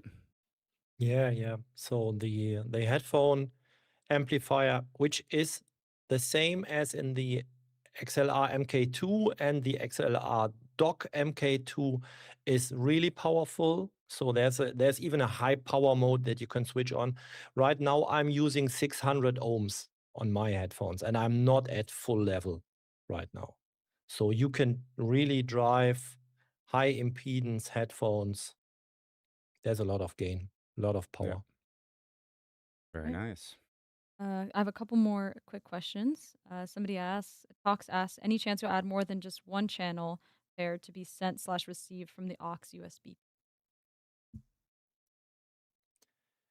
We decided to stay with the stereo I/O. Why? Because then you have the biggest chance that you are compatible with all the gear outside. So in theory, there is more that you can do, obviously via USB, but in the end, what we are doing with the engine inside of the box is we are already at the limit of what is possible. And adding more channel always adds these channels to all the mixes, to the buffering, to the handling, to everything. So we are, in the end, we are maxed out with this hardware. We put in as much as we could, and so we ended up with a high compatibility with stereo I/O on the aux. Barco asks, what is the dB unit value, dB or dBFS? That's a tough question because it's always related. So dB is a relative value. So dBFS, that is what you use when you are in the digital domain. FS is full scale. So normally there you say 0 dBFS is maxed out on the digital domain, sorry. So you cannot go higher than 0 dBFS full scale. And then you lower by dB. So minus 20 dB is obviously much quieter, but dBFS is full scale in the digital domain. And in the analog domain, dB is just some gain factor. So it's not that easy. You have hundreds of variations of dB where it's used. It's a relative parameter in relation to. So dBFS is in relation to maxed signal on the digital domain. Ginger asks, is the headphone output also for PC audio output or only for mic monitoring? It's No, also the for headphone output PC. is for headphone. Yeah. But you And have the line what's out. You have the line out, you have the two headphone outputs, and what's great is again the flexibility, which we'll show in a little bit here, is that you can assign any mix to go to any of the outputs. So if you do want your PC in your headphones and in your stream mix, then you can just set that. If you don't want your PC in your headphones, then you can also do that. It's really completely up to you and how you route any of the inputs to any of the virtual, essentially the USB outputs, or to any of the four hardware outputs. Then we have a question from Hyper. Is there anywhere we can see the routing table for a dual PC setup that was shown earlier? That's available on our website. Well, I think maybe that's actually a great segment or There's a so many great. more questions, I man. know. I think we just need to keep going here. I will Sorry, keep guys. queuing them, keep asking Yep. them, and I will try to get them to our hosts in about maybe like 15, 20 minutes. Yep. So yeah, the question is anywhere to see the routing table for a PC setup that was shown earlier. So let's take a look at that. So we covered the hardware inputs and outputs. We covered WaveFX. But of course, what are some examples of the device actually in use here? So how would you connect it up? And I think primarily we'll go over three setups here. And the first one is going to be a dual PC streaming setup. And so I've got just a very simple diagram here of how you would connect everything. And maybe Stefan, can you walk us through kind of what we're looking at in this setup here? Yeah, first of all, nice picture. Great job. That's all thanks to our team behind the scenes making that all happen. Yeah. So this would be a typical setup for a 2PC setup. So you have your streaming PC connected to the host USB-C port. There you would have you have the full control about the virtual channels. You get all the mixes from there. You get even direct access to the source signal. So the microphone as a raw signal would be there. And the second USB port is connected to the gaming PC. So the USB aux would be used to get the audio from the game into the Wave XLR Pro, get it into the mixes, set up your personal mix, set up your streaming mix, set up your VOD mix, whatever. And what you could do also is, because you have your microphone there, maybe you have a soundboard, whatever, you could send this one back to the gaming PC. Then you would have the back channel to the gaming PC. You have connected your microphone, the XLR1, and you have your headphones. You could use the front one, like here, the headphone one. You could use the back one if you want to have all your cables running out of the back of the unit. Go for the second one. So everything is possible. And if you want to have more, I don't know, more oomph and more bass and more power on your sound, okay, go to via the line out to your external speakers with a big amplifier. hmm So this setup is basically your dual PC setup. And I saw there was actually a comment in chat that, oh, so I would need to connect actually the host to my gaming PC because I want the Wave XLR Pro to work even if my streaming PC is off. We have something that covers that though, isn't that right? Yeah. So what we did is, because when we started talking about the unit and thinking about what is important, what is necessary, what would be good ideas, we talked to some people, and there was the idea of, yeah, it would be great if I have my PS5 connected to the USB aux, and that's great, but maybe I don't want to stream. Maybe I just want to play with the PS5. Do I then reconnect everything because the device is not working standalone? And we thought, oh, maybe that's a good idea. Let's think about what would be possible.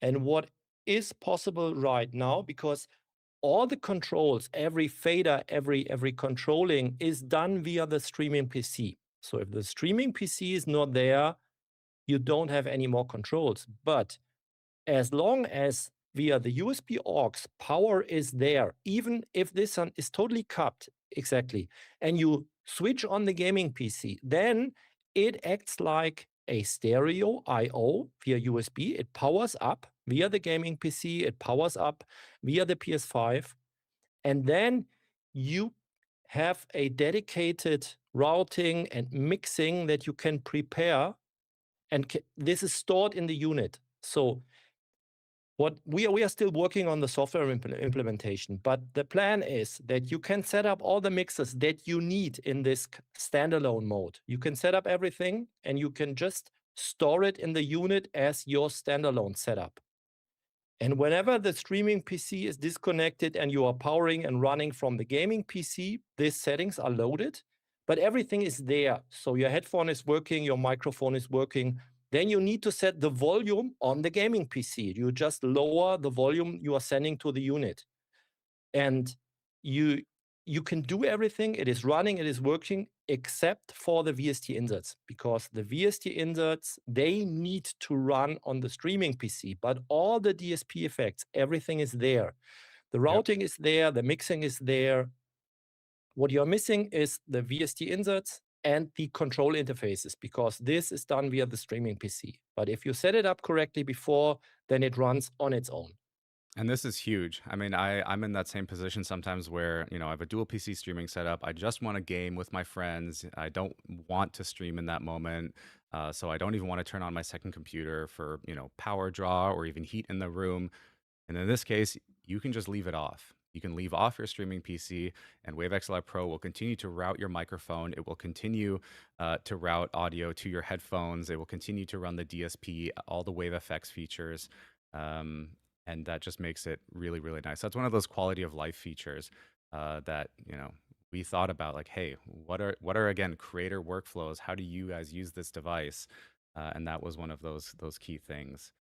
So that's a dual PC setup. Now we do have another diagram here, which shows this is actually the essentially more like the internal logic. So once you have everything connected, this is like the internal view of how everything is going into the mixer and coming out of it. This one is a little bit more complicated, but the way to think about it is up here you have your inputs on the top right. So this is everything going into the Wave XLR Pro. Then in the middle, you have the mixing engine with up to 5 mixes and you can name these or rearrange them however you want. You can just create up to 5 mixes. And then at the bottom, you have your outputs. Now, outputs, just like inputs, are hardware outputs. So something like headphones or a computer speaker or the USB. And there are also these virtual outputs, essentially the mixes that go back into your computer on the streaming side that you can then, record, stream, whatever you want. So that's what you have on the right here. On the right side, you have kind of the virtual channels going into Wave XLR Pro and the virtual channels going and these mixes going back out. And then you also have on the left side, you have the hardware. So things like your microphone and your gaming PC audio going into the mix. And then here you can select the out. And what's really powerful here is that you can actually take any of these. Well, I did not want to do that. What what you can do. Sorry for the flashbang there. What you can do is any of these mixes. You can not only do they play out obviously through any of these recording outputs, but you can also send them to these physical outputs, right? So if I want the stream mix in my computer speaker, I can do that. If I want the stream mix to go out to my headphones 1, right? And obviously this is where the drawing gets in, and I want it to go to headphone 2, I can do that. If I want to send the VOD mix there as well, I can do that.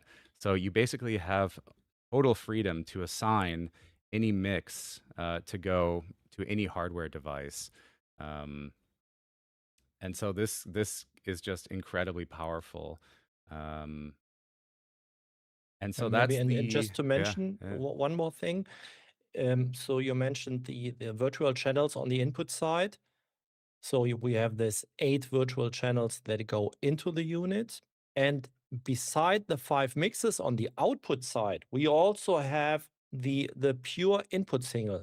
So that's the 8 inputs. That is the thing that goes into the mixing engine. And on the outside, so if you leave the box back to your streaming PC, it is not only on the right side that you have this 5 different mixes.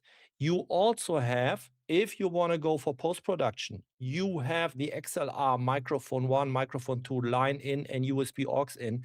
You have them available on the streaming PC for post-production if you want to. It is just another option that is there available. Even if none of these signals are in one of the mixes, you can record them on the streaming PC for post-production. And so the way that looks in practice here is actually, since we have a Wave XLR Pro connected, if I go into the audio settings here, and I'll go to System, Sound, check this out. Here we have XLR mic 1, XLR mic 2, and then we have the line in here.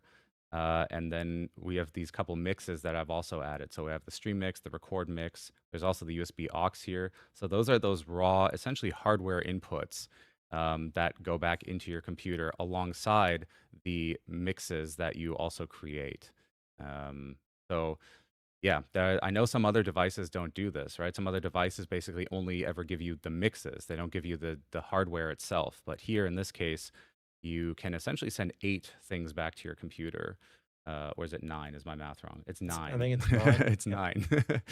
It's 9. So it's the 5 mixes and the 4 hardware inputs as well. So that's a dual PC streaming setup, and we have a couple more images here. Let's go to the next one, which this one is if you're using a console like a PlayStation 5 or maybe a Switch 2 or an Xbox, something like that. So Stefan, can you walk us through what we're looking at here? So in the end, it is very similar to what you have shown before. The difference is just that Yeah, it's a gaming console that is connected to the aux or to the line I/O. So the rest is more or less the same. You can set up mixes that you send to the gaming console. You get the signal from the gaming console. You can send mixes and individual signals to your host PC. So everything is there. It is just you exchange the second PC with the gaming console. And you have the option of the line I/O and the aux, whatever your gaming console needs. And this particular here, it doesn't mean that you have to connect, say, your PlayStation to, the USB aux and the line in and the line out. This is just showing that depending on which device you have, this is how you can connect it. So for example, a Switch 2, the aux doesn't work with that. So in that case, you just take the headphone output on the Switch 2 and connect it to the line in. I need more water. Oh boy. So you can just connect that to the line in, or same with the Xbox controller, right? Or if you're using a console like a PS5 or a PS4 that does work with USB, then you just connect it there. So we're simply showing you the options. Of course, at the same time, you then still have your XLR mic connected there. And then in this case, you could again connect your headphones to either the front headphone port, or if you wanted to, also the back headphone port. Now, the other thing to mention here, just like earlier, if you just want to game on your console and you're not looking to make content, you're not looking to stream, you just want to relax, totally get it. Same thing here. The console will power the Wave XLR Pro via the aux port. So at that point, you can keep your computer off and you can still play games, hear your sound. The mic will still route to the console as well. It basically just takes that entire configuration and runs it on the hardware. So that's how the console kind of physical connection looks. And we also have the advanced setup here, which, again, very similar to what you just saw with dual PC. In this case here, you can, again, choose if you're using the aux in or the line in. You, of course, have your gaming PC here as well if you want that.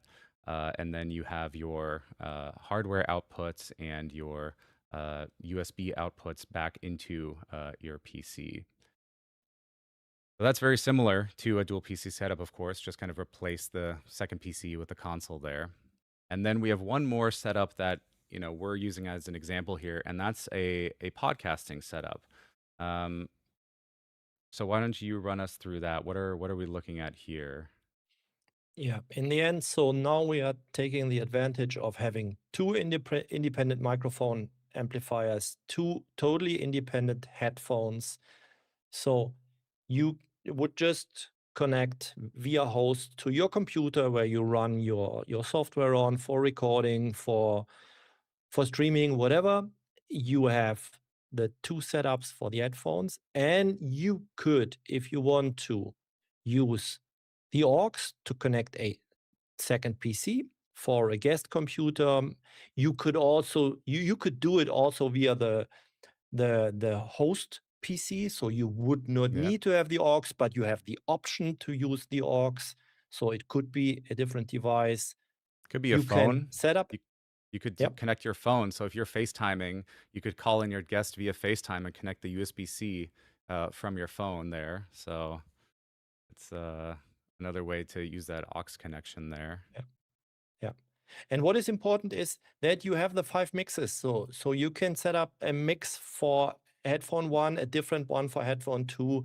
You still have 3 left, one for the combined mix for if you want to have the live streaming.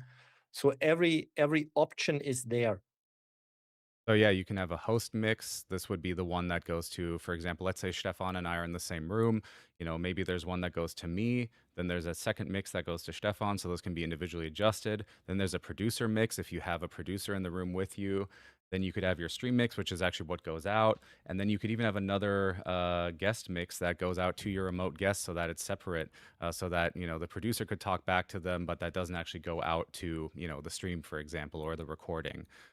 So there's lots of different ways that you can configure this. And these are just the examples that we're providing, that we're showing here. You can mix and match this how you want. These are not locked into these names or these outputs and inputs. This is just us giving you this information to also get you thinking a little bit about how you can connect everything here. And I did see a question about where you can find these. So these are actually on our website. I just went ahead and downloaded them. But if you go to elgato.com and then the Wave XLR Pro product page, you scroll down a little bit, you'll get to the section here, any setup imaginable. And here, our team did a fantastic job, put some renders together. And if you scroll down, you'll see there's this little box at the bottom. So this is essentially representing, this is a dual PC setup here. You've got a gaming PC, a streaming PC, and then you can click on this little box here and check out the simplified diagram and then the more advanced one. So these are hanging out right there. We also have them in Explorer articles, and this goes across all of the 3 setups that I just showed. So we have the, PC and console, we have dual PC, and then of course we also have the podcast setup there. I know that one thing that I'm always personally, when I look at any of this tech, I want to know, okay, the physical stuff I can imagine, but again, how does it look when I actually connect it? Like, what does my computer see? And so I want to go back to that quickly. That on this streaming PC that we have here, that's kind of what I'm showing. This is what it looks like on the input side. So this is the thing that's going into this streaming PC here. It's those hardware connections that we talked about earlier, and it's those mixes that are going in there as well. Now, these mixes, the name of these and how many there are depends on what you've done within WaveLink. So I actually want to jump over and show what this looks like in WaveLink now. So here we go. This is WaveLink here. And I was just messing around. So this is a pretty basic setup here. It's not even really that realistic. I was just messing around with it. But you can see I've got the personal mix, the stream mix, the chat mix, and the record mix. These are sent out to the computer. So that way they can go to things like OBS. The chat mix could go to Discord if you wanted to, or to your console via the aux USB. You'll see here, this is how these sources show up in WaveLink. So if you're using WaveLink 3.0 today, you see all of these four hardware inputs. So we have the line in, we have the USB aux, XLR mic 2, and XLR mic 1. At the top here are these mixes, and I'll go ahead and I'll just add one more there. And there we go. It just made that aux mix. So now I have 5 mixes. And what I can do here, if I now want to, for example, route the XLR mic into my headphones for monitoring and into the stream mix, it's as simple as just clicking here, adding it to the personal mix channel, or the personal mix rather, and then adding it to the stream mix. If I then want to send it out over USB aux to my gaming PC, I can also just add it to the chat mix here, for example. So that's how simple it is. It's the same interface that if you download WaveLink 3.0 today, it's the same interface there. And that's the really cool thing here that the team really innovated on is it's the same interface, except instead of all of this mixing and routing happening in the software, it's now happening on the device. And I think, Stefan, you had a nice way of putting it, like almost WaveLink is like a remote control at that point. Yeah, exactly. And so that's how you would set it up. So in this case, we'll do like the dual PC setup. So we have a personal mix. So there's the USB aux here. We'll send that to the stream mix. I obviously don't want that in the chat. I don't want the audio going back. I can go ahead and add it to the record and the aux. So the inputs here are all on the left side. These are going into any of the mixes that you assign it to. How would you output something? Well, this is done in the mix settings. So for example, I've got this personal mix here. This is where I can select which hardware outputs it goes to. In this case, I've got it going to headphone 1, and I've also got it going to a second output because we're using 2 Wave XLR Pros here in our streaming setup. It's a little bit crazy right now. So if I wanted to, for example, send the chat mix back to the USB aux, like we talked about for sending it to your gaming PC or sending it to your console, that's also really easy. I simply go here to the USB aux, go to the chat mix, add an output, and then I simply select USB out, and that's it. Now if I turn this up, this mix is now being sent out over the USB back to the gaming PC or the console or the phone or whatever you might be, whatever you might have connected there. Now, you could also even send this to the line out, right? We were talking earlier about how some consoles don't, work with USB. Well, then if you want to send this chat out to your controller, so then you can just select the line out here. In fact, now it's actually running on both, so I'm just going to go ahead and remove the USB. So it's that simple. And you can see now you can also get an idea of how many outputs each mix is going to. So there's the personal mix here, there's the chat mix, and all the other ones here are just hanging out, and I can add different sources to them if I want to. Um, this thing is, I mean, I'm still blown away myself by just how easy and powerful this thing is to configure. And I'm sure there's at this point a ton of questions. So I think we will take Oh some yeah. time now to Oh take your yeah, we got some questions. questions. We've gone over the setups, the diagrams, just a quick look at how it works in the software before we go even further there. So let's take some questions. Yep. First, I'll ask one about dual PC since we just done that. Romer asks, how does audio from capture cards via HDMI work with XLR Pro? From what I understand, we no longer need to send through the capture cards to bridge a dual PC setup. Yeah, you don't need to. So there's kind of two ways to do this. If you want the absolute lowest latency to your headphones, and you want that just mixed in the console audio on the Wave XLR Pro, the way you would do that is you would just connect your console to either that USB or the line in, and then you add your capture card to something like OBS as its own just video input. In most cases, actually, nowadays, it's a little bit frustrating, of course, but the PlayStation 5 and the Switch, they output audio to only one output at a time, so it's either headphones or HDMI. So what would happen is you connect, let's take PS5 for example. You connect your PS5 to the USB aux here. You then route that to your stream mix, and you of course take your stream mix and you add that into OBS. Now, the capture card is also added to OBS, but it just is providing video at that point. That's my suggested route you could go. There is a second route if you're not as latency sensitive there, which is you can actually just add your capture card as an input into Wavelink. This is kind of the second route.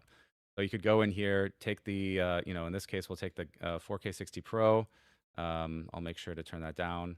But you can see there's actually already console audio coming in through that. And so you could just add this now to, your stream mix, and there you go. Now, the capture card audio is, of course, and I could set it to the, the personal mix here. There's going to be a little bit more latency, though, like Stefan talked about earlier. Now you're taking the capture card, it's going into Windows. Windows is basically sending it to Wavelink, and then Wavelink is putting it in a mix, and Wavelink is sending it out to OBS. So there's going to be a little bit more latency than if you were to just take your console and add it right into the Wave XLR Pro. So those are the two ways that you can do that. Another dual PC setup question is from Major Pain, who asks, for Wave XLR Pro, will we be able to adjust the mix on both PCs or just the host PC?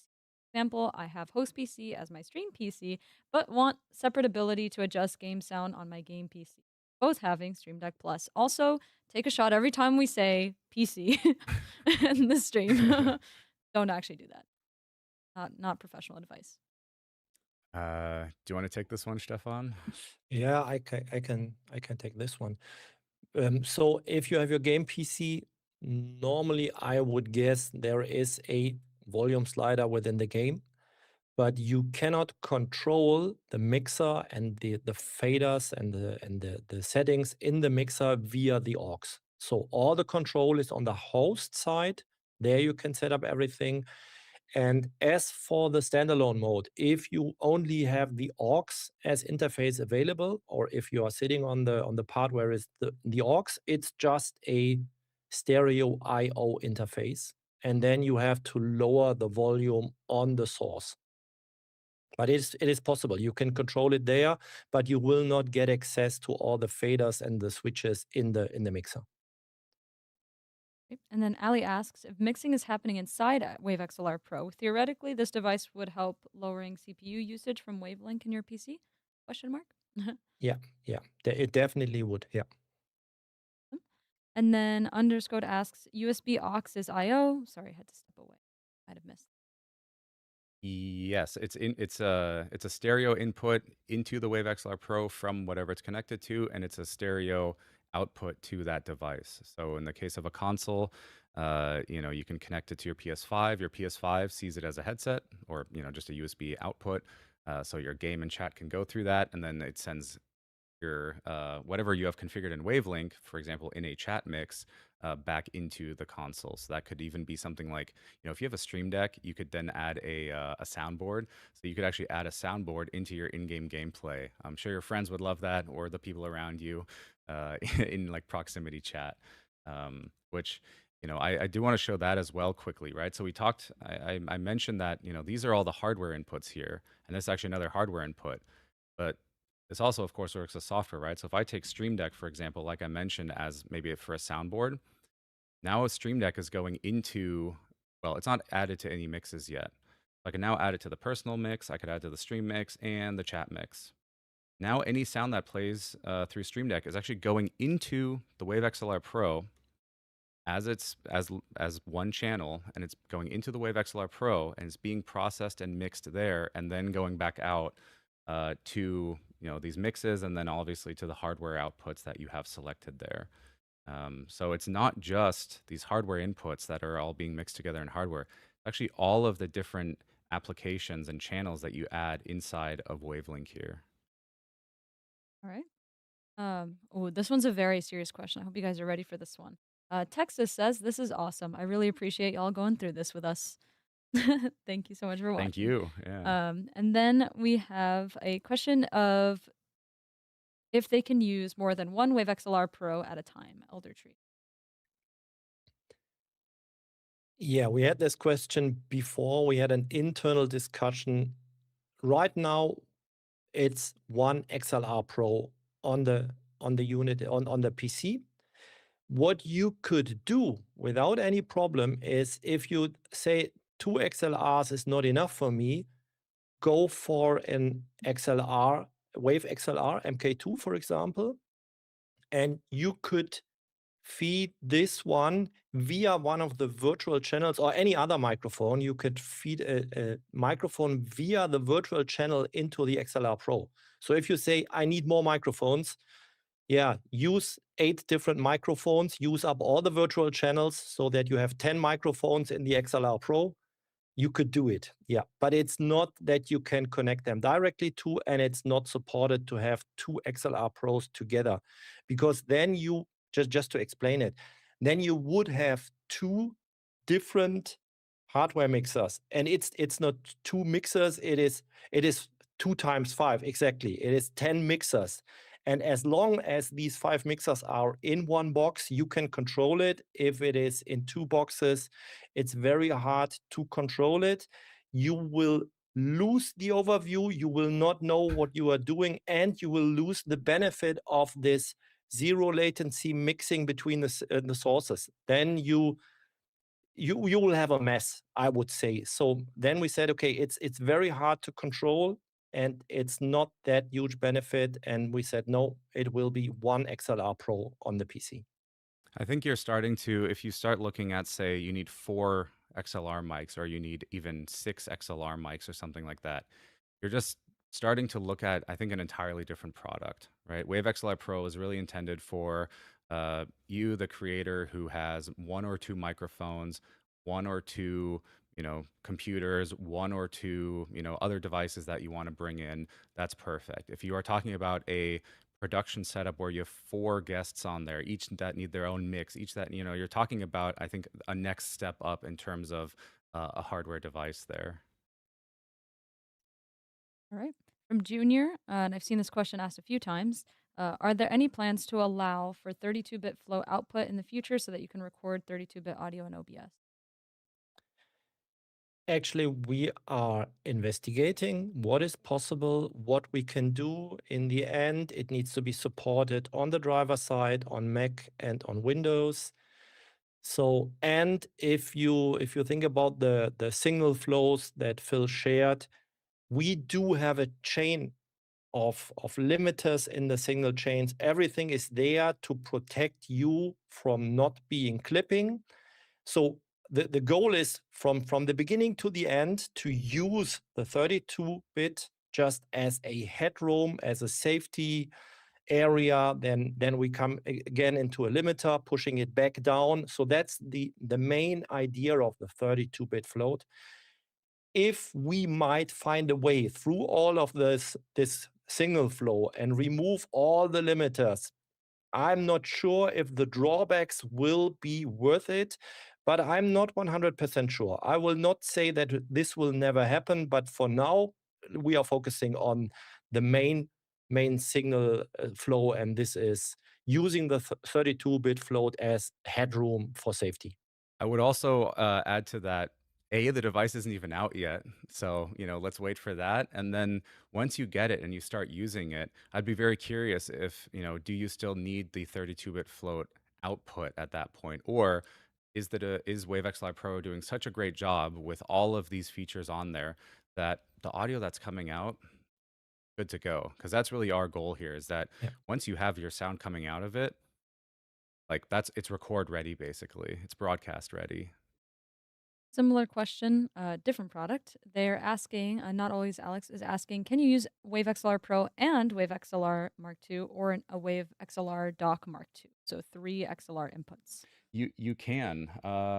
In fact, you can simply connect in Wavelink. How that would work is you connect your Wave XLR Pro, of course, and then you connect your Wave XLR Mark II or your XLR dock, and then it'll just show up as another channel that you can add here. So you would say up here like Wave XLR Mark II or XLR dock. Then you can select the mixes that it goes to, and then the audio from that device is also sent to the Wave XLR Pro. Now, there's going to be a tiny bit of additional latency just because it's going basically through the computer at that point, right? It's not that direct connection to the Wave XLR Pro. But yes, you can do that. So you can simply add it as another input here, as another channel into any of these mixes. Yeah, I'm going to bring Yeah. up this question, but also generalize it a bit more. OTZ asks, do you need the app open to use this? And I've also seen people asking about like, oh, if one PC is off, how does it operate? So maybe you guys can touch on that. So as Wavelink 3, as I told before, is just the remote control, the mixer will run because the mixer will also run in standalone mode, even if the PC is off. If the PC is off or if Wavelink 3 is not running anymore, you will lose the VST inserts because the VST inserts are running in the host that it's embedded in Wavelink 3. You will not break the signal flow because what is implemented in the hardware itself is if the hardware detects that the VST insert is not connected anymore, it just shortcuts it. So everything that you set up on the VST insert side, if the connection is broken, that it's just bypassed. So it works without Wavelink, but you lose the VST inserts. And I should also mention, obviously, even if your PC is on, but Wavelink is not running, it's not sending any of the apps to Wave XLR Pro. So, like Stream Deck routing here, for example, if Wavelink isn't running, then it's not going to send it to the Wave XLR Pro. Of course, keep in mind there was that comment earlier about, reduced CPU usage. Since all the mixing is happening, though, on the Wave XLR Pro, you can keep Wavelink open and, route all your apps in here, and those will just go, to the Wave XLR Pro, and it does all of the mixing and the sound handling and all of that. Barco asks, does it have a Bluetooth RX TX for wireless headsets? It does not, no. You can, and again, I preface this with like, keep this in mind. You can, of course, use a Bluetooth headset just connected to your computer, right? You can just, select that as your monitoring output here. If you have a Bluetooth headset, it'll show up here. You can just connect it. Of course, you do then lose those benefits of the hardware mixing of the Wave XLR Pro and the onboard DSP. So we really encourage you to connect some wired headphones to the Wave XLR Pro's headphone output on the front or the back. Allo asked, does the aux just show up as a USB microphone on the other PC? Yes, and check this out. I think we can just show that. So we've been looking at the screen from our streaming PC here. I'm going to go ahead and switch over to our gaming PC. It's gonna take a second. It's gonna refresh the signal, and now we're on the gaming PC here, and let's see. So the way that looks is if I go in here, system, sound, you can see, so it just appears as a speaker here. So Wave XLR Pro, and actually, I don't think I can't zoom in on this one, unfortunately. But actually, I think well, that might mess with it. I'll be safer and not try to mess with it too much. So yeah, it shows up as a speaker. So basically, if you're playing a game, this is where your output would go. And then if you want that input, here, you actually just select this one, Wave XLR USB aux. That's your microphone. So that would go into Discord. If it's running on here, that would go into your game. If you're playing Arc Raiders and you're doing proximity chat, then you can, this is the mic that you would use. And the nice thing is, you can just set it as the default device in Windows, and that'll always use it. So basically, sound coming from your gaming PC is speakers. Sound going into your gaming PC is this Wave XLR USB aux here. Okay. And if you wanted to go really crazy, you could just like kind of we had there run Wavelink 3.0 on the gaming PC as well, just to even control stuff there if you wanted to. Just saying, you could do it. Tonk asks, how would this look like for a gaming PC and a PS5 going into a streaming PC? So it would actually be quite simple. Check this out. That's the setup I have here. So I've got a PS5 and I've got a 4K Pro capture card, right? One of ours. And I'm just going to open Elgato Studio here. System is on. So there we go. We've got a PS5 here. And currently the audio is going through the capture card. But I'm actually going to get up and I'm going to connect the aux cable to the PlayStation.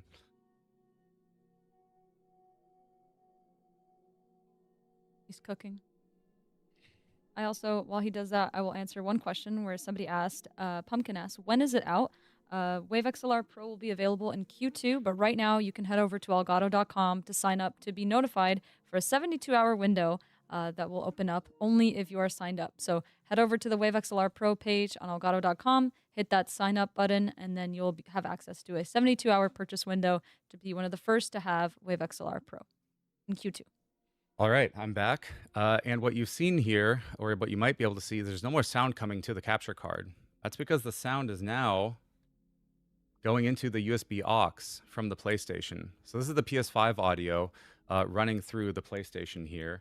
And if I start moving it, you can see it's moving, right? It's moving around here. And so now that's, for example, going into the stream mix. And so what I would do is I would add the stream mix to OBS, and I would add the capture card, to OBS. And now I have both the video and the audio. And the audio is that ultra low latency, basically zero latency mixing happening on the Wave XLR Pro. And of course, I can also send, and I'll show this on the console. Let's see here. I believe, is it under this? So this is what it looks like. So you have USB headset, Wave XLR Pro aux USB. And then you also have on the input side, on the mic, check that out. USB headset with Elgato Wave XLR Pro USB aux. So that same microphone that you use to chat with your stream is the same mic that you can use in game. You can adjust the levels here, of course, right? You can set it all up. It's just a microphone input into your console, and it's that headphone output. And of course, because this is just a stereo USB output, what this means is you can also do things like configure the Tempest 3D audio. If you're wearing a headset and you want that 3D sound virtualization that PlayStation offers, then you'll just be able to do that. So you still get all the benefits that you would normally use when you just connect a headset to your controller, but it's just running through Wave XLR Pro and gives you all the routing there. So it's it's pretty darn cool. Yeah, this thing is really awesome. Awesome. Full Audio asks, will routing SFX audio be as seamless as in Wavelink 2.0? SFX audio, yeah, sure. So I mean, depends on, I hope maybe I explained this correctly, but for example, sound effects could be played via Stream Deck here, and if I want to route that to the Stream Mix, well, I just, now it's not routed, now it's routed, now it's muted in the Stream Mix. Or if I want to send it to that chat mix, again, back over to, say, a gaming PC or a console, even back into Discord on like the host machine, then I can just go ahead and, add it here, just the mic and just, Stream Deck for the soundboard. So it's that simple.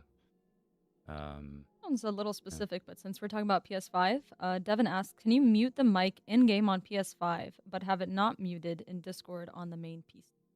Absolutely. What you do on the PS5 does not affect what you're doing here in Wavelink or in Discord.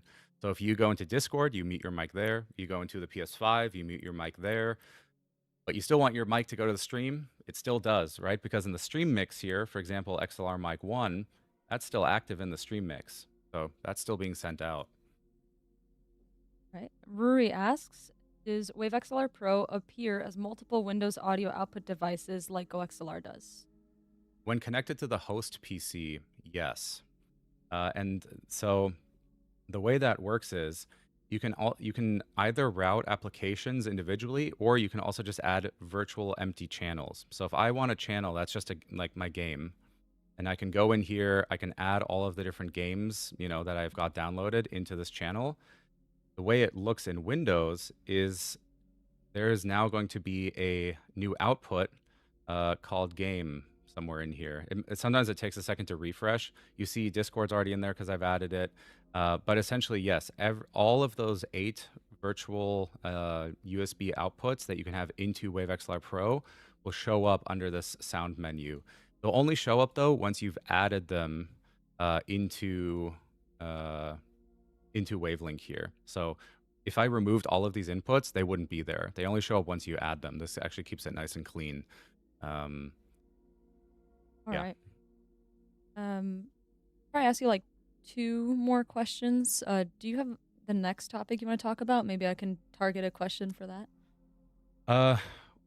Any longer I in-depth thing think you'd like to cover? I think Stefan had mentioned there's ducking and mix maximizer that we can show off, or we can just keep going over questions. We also can show Stream Deck control, which we haven't covered yet. What does it look like when I'm setting up all these mixes on a Stream Deck Plus XL, for example? I'll give you a quick Or question we'll take some first. chat. If chat wants to see something more specific, maybe we have everything here to show that. All right. There's audio ducking now, says Paybot. There is. Want a quick question first before getting into that? Yeah, let's do another question. Underscode asked, do you have an example of how inputs look in Mac OS? In Mac OS, boy, I don't have an example of that right now that I can show you. Inputs in Mac OS look the same, though, in terms of the hardware. Software-wise, it's a little bit different, right, because of the way that Mac works. So rather than creating these like virtual channels, you just simply add your apps right into Wavelink, and then those get routed to your Wave XLR Pro. We'll make sure to get some more photos and videos up, though, of all of this in additional video content, as well as Elgato Explore articles. So I still have some more questions, and they continue asking questions in chat. But for right now, I think you guys can continue with the demo. All right, Stefan, should we take a look at Mix Maximizer and ducking? We could do so, yes. I do want to preface really quick for everyone watching, Wave XLR Pro is not for sale yet. And the very specific reason is that we're still working on the software here. That's really the main reason why. We're still working on making sure that everything is stable in the software, that when you get it in your hands, you unbox it, you have a great first experience. That's taking us just a little bit longer. So if something happens here, something unexpected, just keep that in mind, that what you're seeing here is not what the finished product is going to be. Yeah, so maybe you can show my shared screen. Yep, we've got it up now. Okay, so you see that is just my live setup that I'm just using. So I have my personal mix where I have my my headphone out. So I'm on the headphone 1 of the Wave XLR Pro. That is here. That is the green ear. And that is the stream mix. That is the signal that you are hearing right now. What I do have is I have here on the line in, I do have an MPC, a music production center running where just music is running there. And when I add this here, let's make it also on my air. Okay. Let's go to around. Yep, we hear it. Nice. I like it. So, and now turn it you down just should a hear little ducking. bit. Let's turn it down. Oh wow, yeah, that does work. I'm doing nothing, so it is just audio is just lowered in volume when I start talking, and it's coming back when I stop talking. And you don't have to adjust anything manually, right? It just works. I'm doing nothing. That is the ducking engine just running. Wow, that is very cool. So you could apply that then to someone, like, let's say your friends are chatting in Discord, and obviously you want to chat with your stream.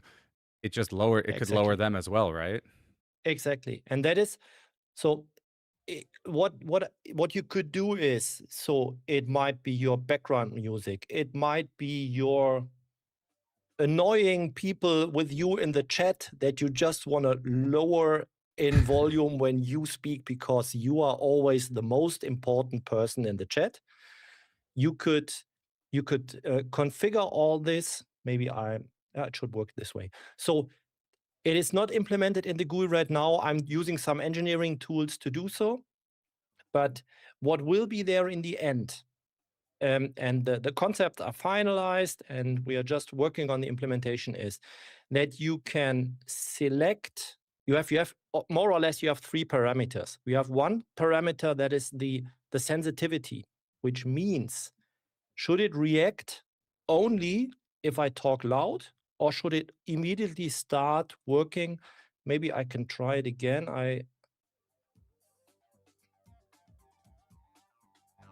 So now it should be very obvious what it's doing. And now the sensitivity is at medium. If I set it to low, now it should be, what is it here? So now it's there. But if I don't talk that loud or get away from the microphone, there is no change. If I go further to the microphone, then it reacts. So that's the sensitivity. I could even set the sensitivity to very high, and then it reacts even on the smallest words. You really get that kind of like wave effect at that point anytime you start talking. Exactly. Then you can set the amount. How strong would it be? Now I just set it to subtle. It's just doing not that much. It does it, but it's very subtle. This is more, let's put it a bit down, but not that much. And I could set it to strong, and then it's nearly gone. And also, we have a speed parameter for the timing, how fast it will react. So it's just, now it's at medium. If it's very slow, then it takes a lot of time to recover back. I think now it's triggered again. But these are the parameters are there. We are just fine-tuning them, so it will be as easy as possible. So that's right now. This is what I'm. No, it's not shown. So I do have an engineering tool that can set this up. You can set this up for each of the channels. You can say, okay, I want this on the MPC, but I don't want to have this on the second PC. I could even say, I don't want to have this on my personal mix, but I want to have this on my stream mix. That's incredible. It's the first time I've actually seen it working live, so that is really cool. I think what's with ducking specifically, you gave a couple examples there of it when it's really, really strong. You know, it basically just mutes almost all your other sources that you want.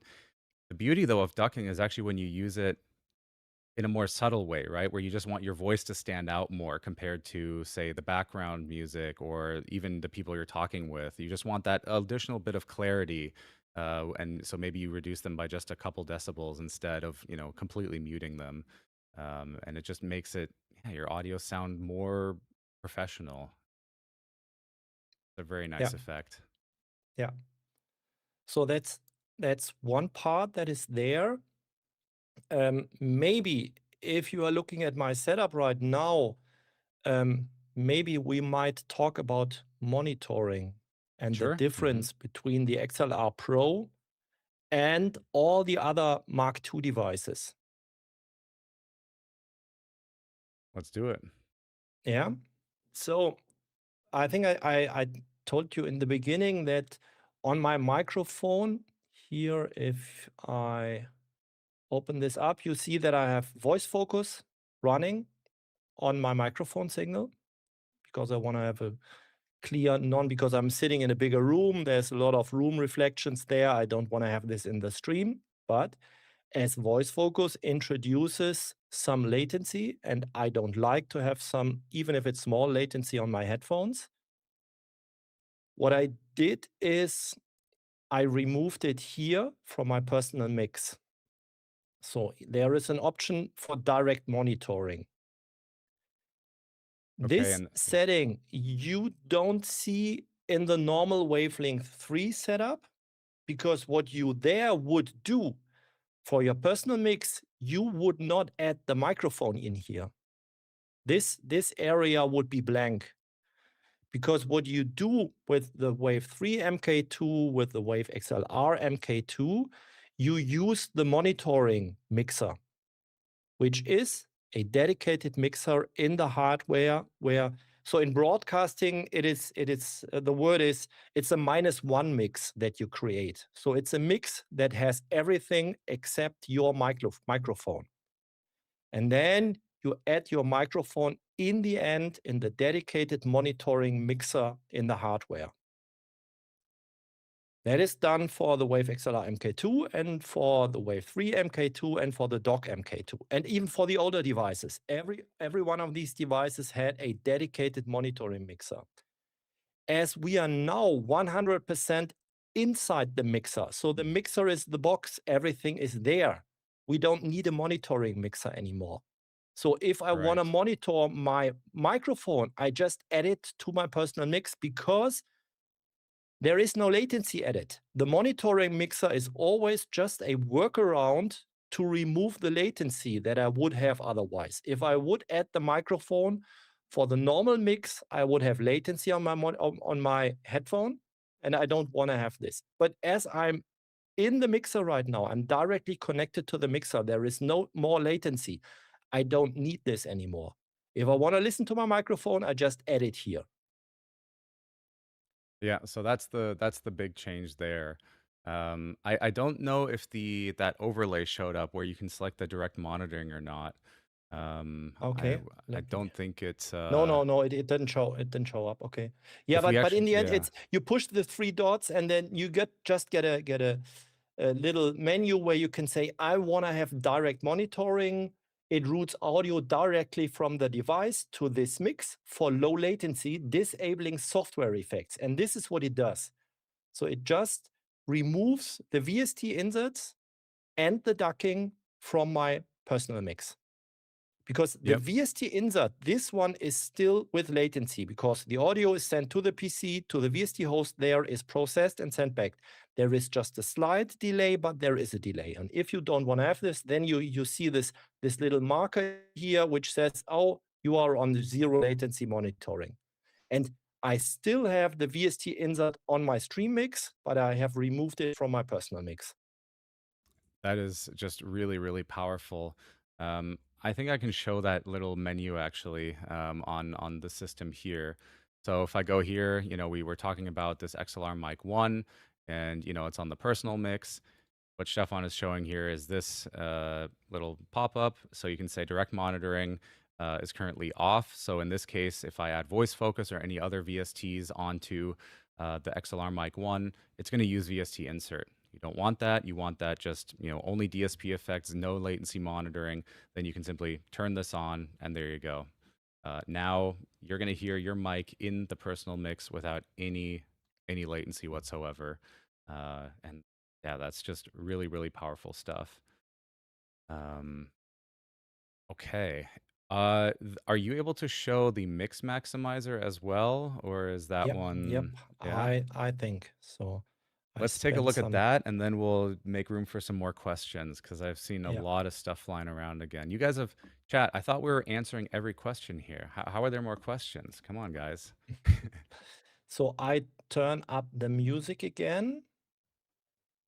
Try to. Okay,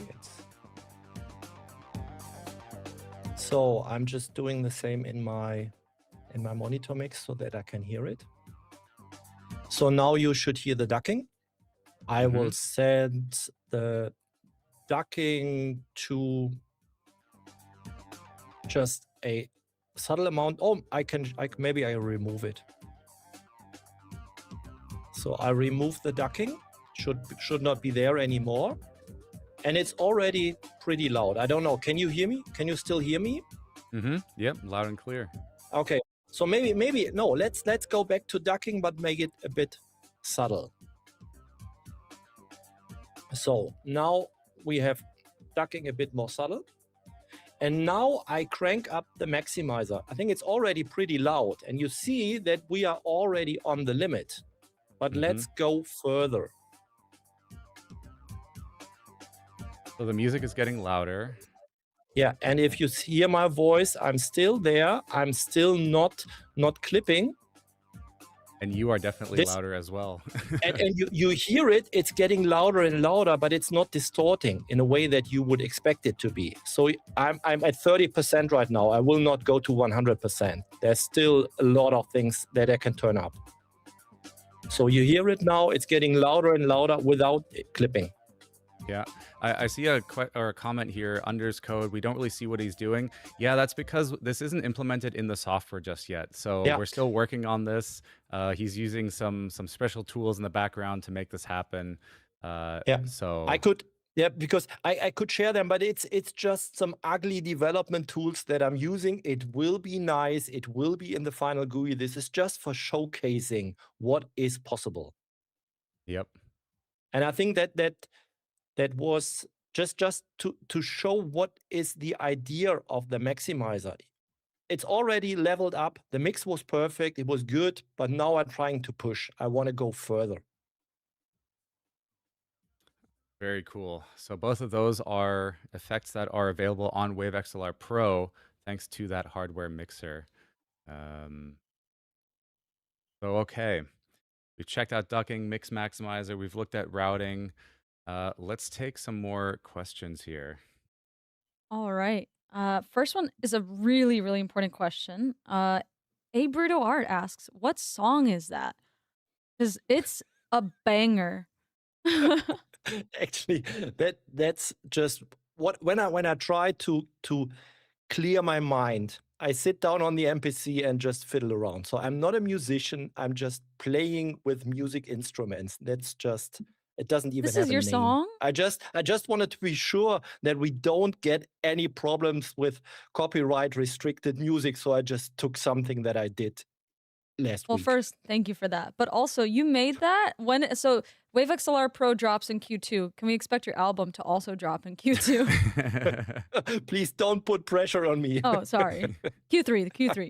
What we could do as an Easter egg is we put that track as the headphone test when you're listening in wavelengths. So you're testing, is audio coming through? All right, we have in-house. We have the Wavelink folks on tomorrow. We know what to ask.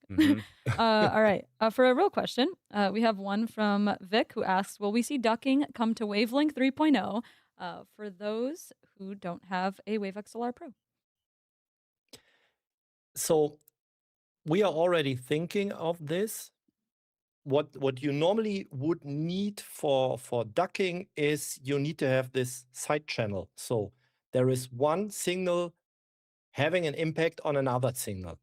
And this is not, it is possible, but you need to have some kind of mixing engine. There are some smart people having some good ideas, thinking about it, but this is just, let's think about what might be possible, because we think ducking is a cool feature. Maybe it will be there in Wavelink, but not now. Let's first make the pro happen, and then let's look at what is on the table as good ideas. You can also chat. You can save that question for tomorrow because we're gonna have Yannick on, who leads our Wavelink development. So yeah, we can ask him again then. Awesome. I guess there's a lot of questions just like that. Like, can you use it with the older Wave products? Can you use it with other audio products? Is it happen? What we just saw, did it happen on the hardware? Did it happen on the software? A lot of questions about ducking. I mean, I think right away the ducking is happening on the hardware, and that's really the beauty here is that it is a real-time effect happening on the hardware with no additional delay. All of this stuff, all the mixing that you've been seeing, all of the DSP effects that we've also been talking about, all of it is happening literally on here, like on this thing. This is Wave XLR Pro. It's happening right here. There was a question earlier about, what's the difference between the Wave XLR Pro and Wave XLR Mark II? As you can see by now, I think there's quite a substantial difference. Again, one is an audio interface. This is a real audio mixer, a hardware mixer that takes everything that you do and it processes it all on this device. And our team, Stefan, and the rest of the team has put so much time and effort into thinking of all these cool features and these just quality of life upgrades, like, I don't know, standalone mode, being able to do the direct monitoring, even adding things like VST insert in there, how it shows up on your other computers or other systems. A lot of engineering work has gone into this thing. And it all fits in, it's about the size of a hand here. All right. Question from Sick, who asks, how many audio devices show up on the aux USB? Is there enough to have game audio on its own output separate from game chat, or is that separation, or if that separation is desired, is it best to use a capture card as an audio source for game audio? Do you want to take that one? So it is the aux. The aux is a stereo I/O. That's the simple answer. It's a stereo I/O. You could use the analog connection if you want to have the second stereo I/O. You could use Wavecast, for example, to have a third or even more. So options are there. The USB aux is limited by design and by intention to stereo I/O to give it the most possible connections to other devices, to make it as simple and as connectable as possible.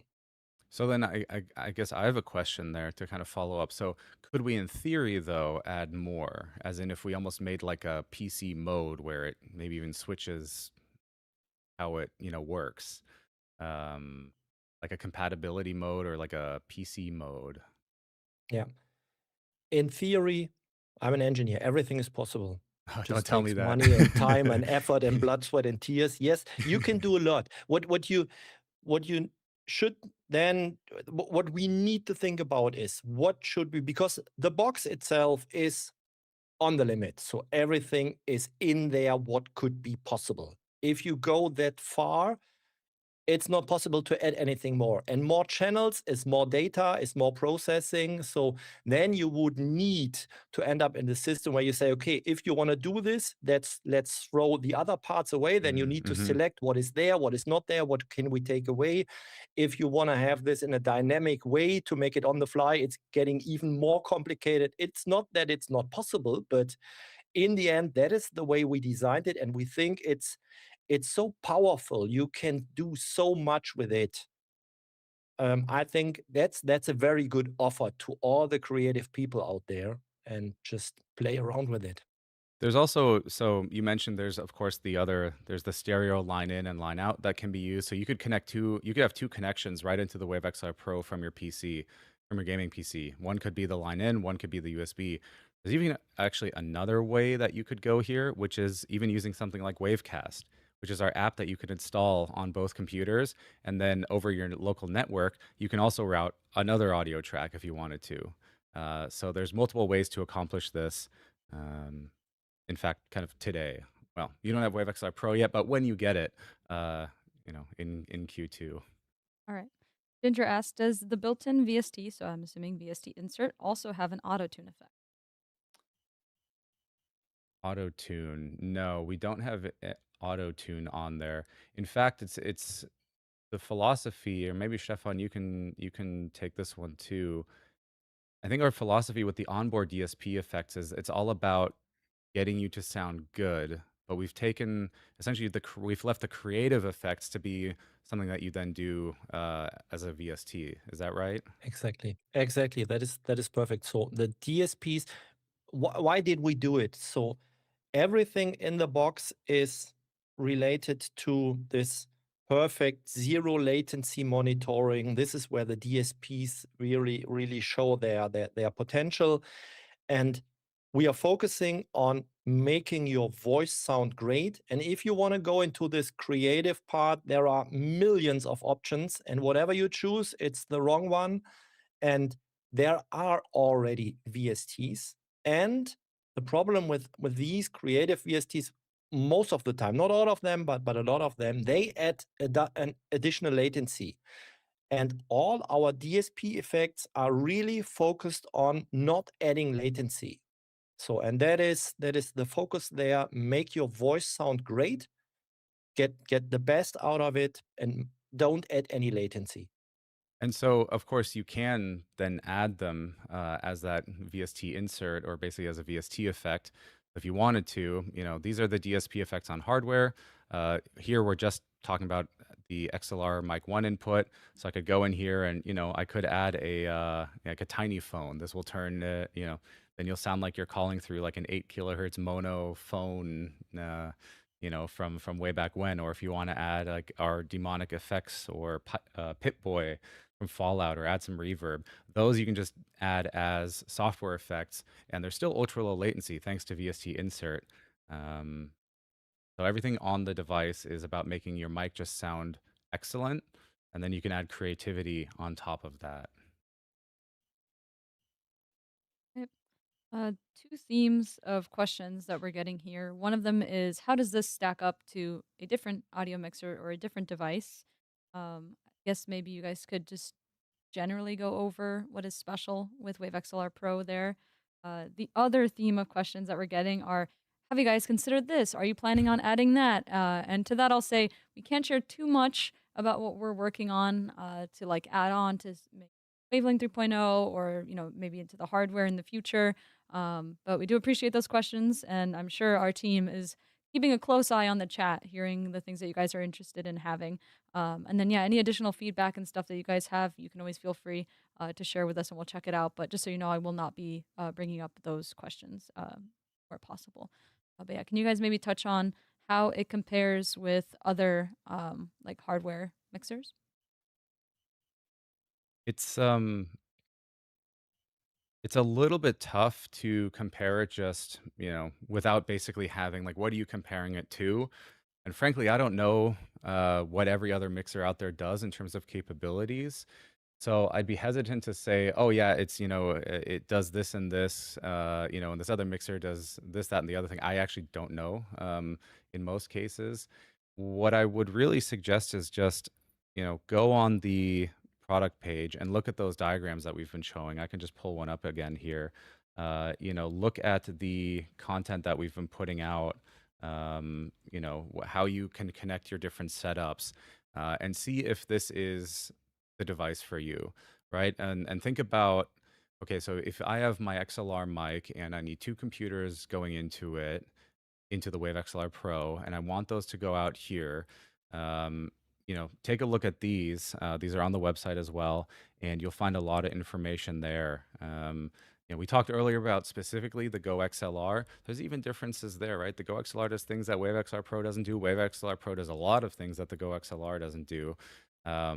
But it's very hard to kind of explain them side by side in a live stream like this without taking up a lot of time. So unfortunately, I don't think we can answer that specific question.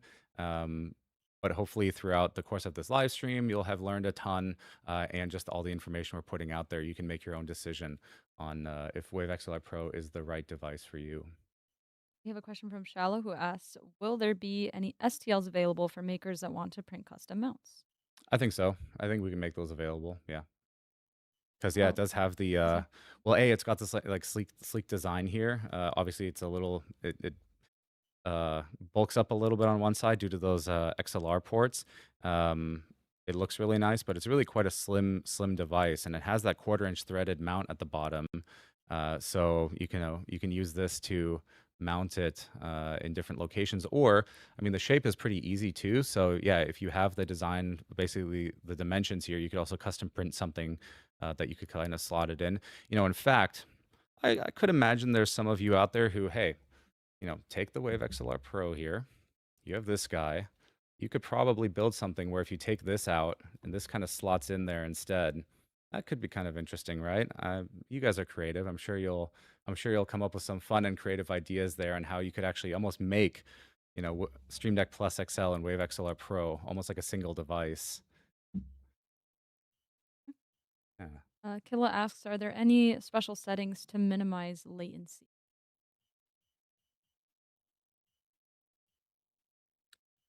So within the device, there is 0 latency. There is nothing else to do. What we do, so where are the points where we do have latency with the Wave XLR Pro? It is sending the audio to the unit. That's the USB latency.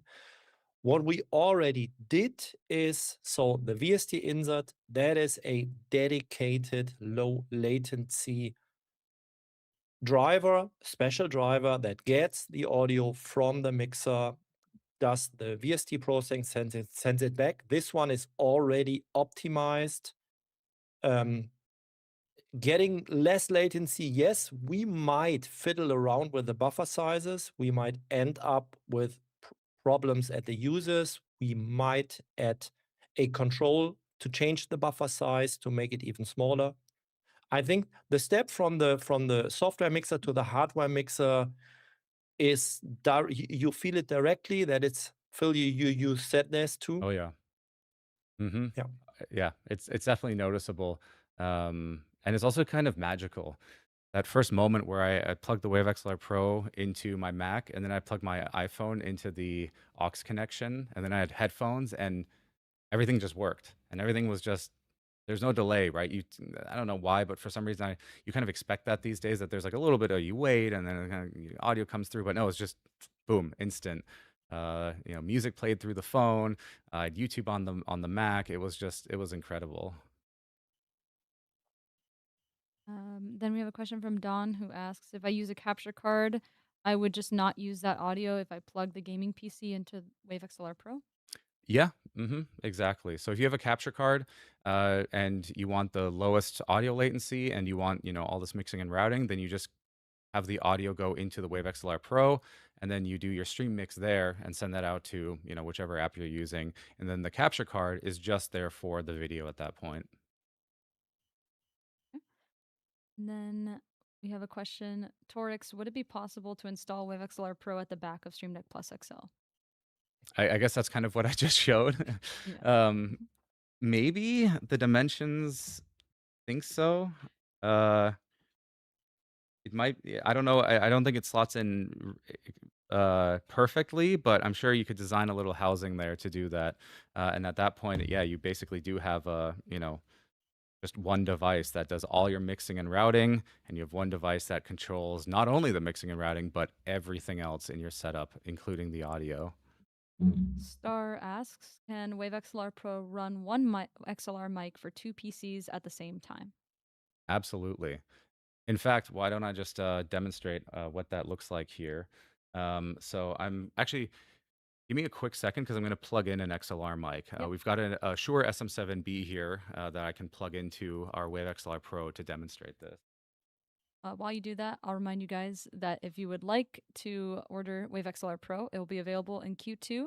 head over to elgato.com to sign up to be notified for that 72-hour purchase window when it is available in Q2. So you can be one of the first to purchase. Also, a quick reminder that in a little bit, we will be hosting our giveaway for this stream, and it's a big one today because it's going to be either a Wave XLR Pro or Stream Deck Plus XL winner's choice. So we'll have one winner winning that on Twitch later today. You do have to be following our Twitch, so please follow. Also, we're very close to 50K followers, so please follow because we'd appreciate that. Also want to give a huge thank you to Stefan for staying on a little bit later so we can talk more, demo more, and answer more of your questions. So we're kind of rounding out our questions here. If you have any more, please make sure to drop them in the chat. I'll be grabbing these last couple questions at this point, and yeah. Okay, so now I've got the SM7B here. You can see it's coming in. I could, of course, go in and tweak the gain here if I want to make it a little bit louder. I can go ahead and do that. So this is currently going into the streaming PC. And now on the streaming PC side, you can get the raw hardware input if you want to, right? So that's going to be the, I actually selected here. You can see I'm talking. And then, of course, it also goes into the mixes inside of Wavelink. No, that's okay. I don't think we need to hear it. But yeah, we've got the XLR mic here. You can see it's going in, right? I'm talking. And I'm also sending the XLR mic 1 out through, in this case, the chat mix. So it's being sent out, and it's being sent out. Let me actually add this. We'll do USB out here. I believe, if I'm not mistaken, we're still connected to the PlayStation here. So in this case, just think of it as being a PC instead. But if I go here to the mic, adjust mic level, check it out. That's a PS5. Oh, yeah, you're probably hearing it. But essentially, that's a PS5, the audio going in. So that could be a PC. I'm just going to do that one more time just, for demonstration. I know it's doubled. Hello, hello, hello, hello, hello. I am currently talking, and that's Shure SM7B going into a PlayStation. So that's how that works. It's really simple to assign. It's really easy to set up. You simply go into Wavelink, you take your XLR mic, and you choose which, where it goes, which mixes it's added to, which effects are running on it. Does it go out to your headphones? Does it go out to the line out? Does it go out to the USB aux out? For a second PC, for a console? It's completely up to you. Awesome. How far we've come in 15 years from Call of Duty mic, headset mic to now being able to use a full out XLR mic in your voice chat. I feel like I'm at a press conference right now. Like, hey everyone, at Elgato, we're super excited, All right. Yeah, I mean, at this point, a lot of the questions are just asking for comparisons, to which, we have a comparison for GoXLR on Elgato Explorer. We also touched on it earlier if you want to head back to the beginning of the stream. And then we might even have some more resources for some other product comparisons going out in the future. I did see a very common question in the past, 10 minutes, which was, what is the price of Wave XLR Pro? So you can actually see this already, I believe, on our website, and we should have a pop-up here as well for all the different regions to see their prices. But yeah, it's is available on our website right now, so head over to elgato.com. You can find the price in your region. So it should be like $350 USD, Canadian $459.99. In Europe, it's $349, I believe. Could we pull up the P and then we can show that here. Also, we can show you how you can sign up to, oh yeah, we've got the pricing up there. And then if I scroll down here, keep in mind the early access as well. So Wave XLR Pro is not for sale yet. However, if you click on Get Early Access, you can enter your email address here, and then until, while supplies last, for 72 hours before it opens to everyone, you'll get an email with a custom code, and then you can go ahead and order it. In fact, depending on the region you're in, you might even get it before it basically goes for sale publicly. So just enter your email here, This is different from our typical newsletter email. So you did sign up for that. This is separate. So make sure that you specifically go here and sign up for early access to Wave XLR Pro. Awesome. Quick Stream Deck Plus XL question. 704 asks, does Companion BitFocus work right away with Stream Deck Plus XL? Yes, it does. I think we sent a couple over to the BitFocus team, so they have it, and it does work. Yeah.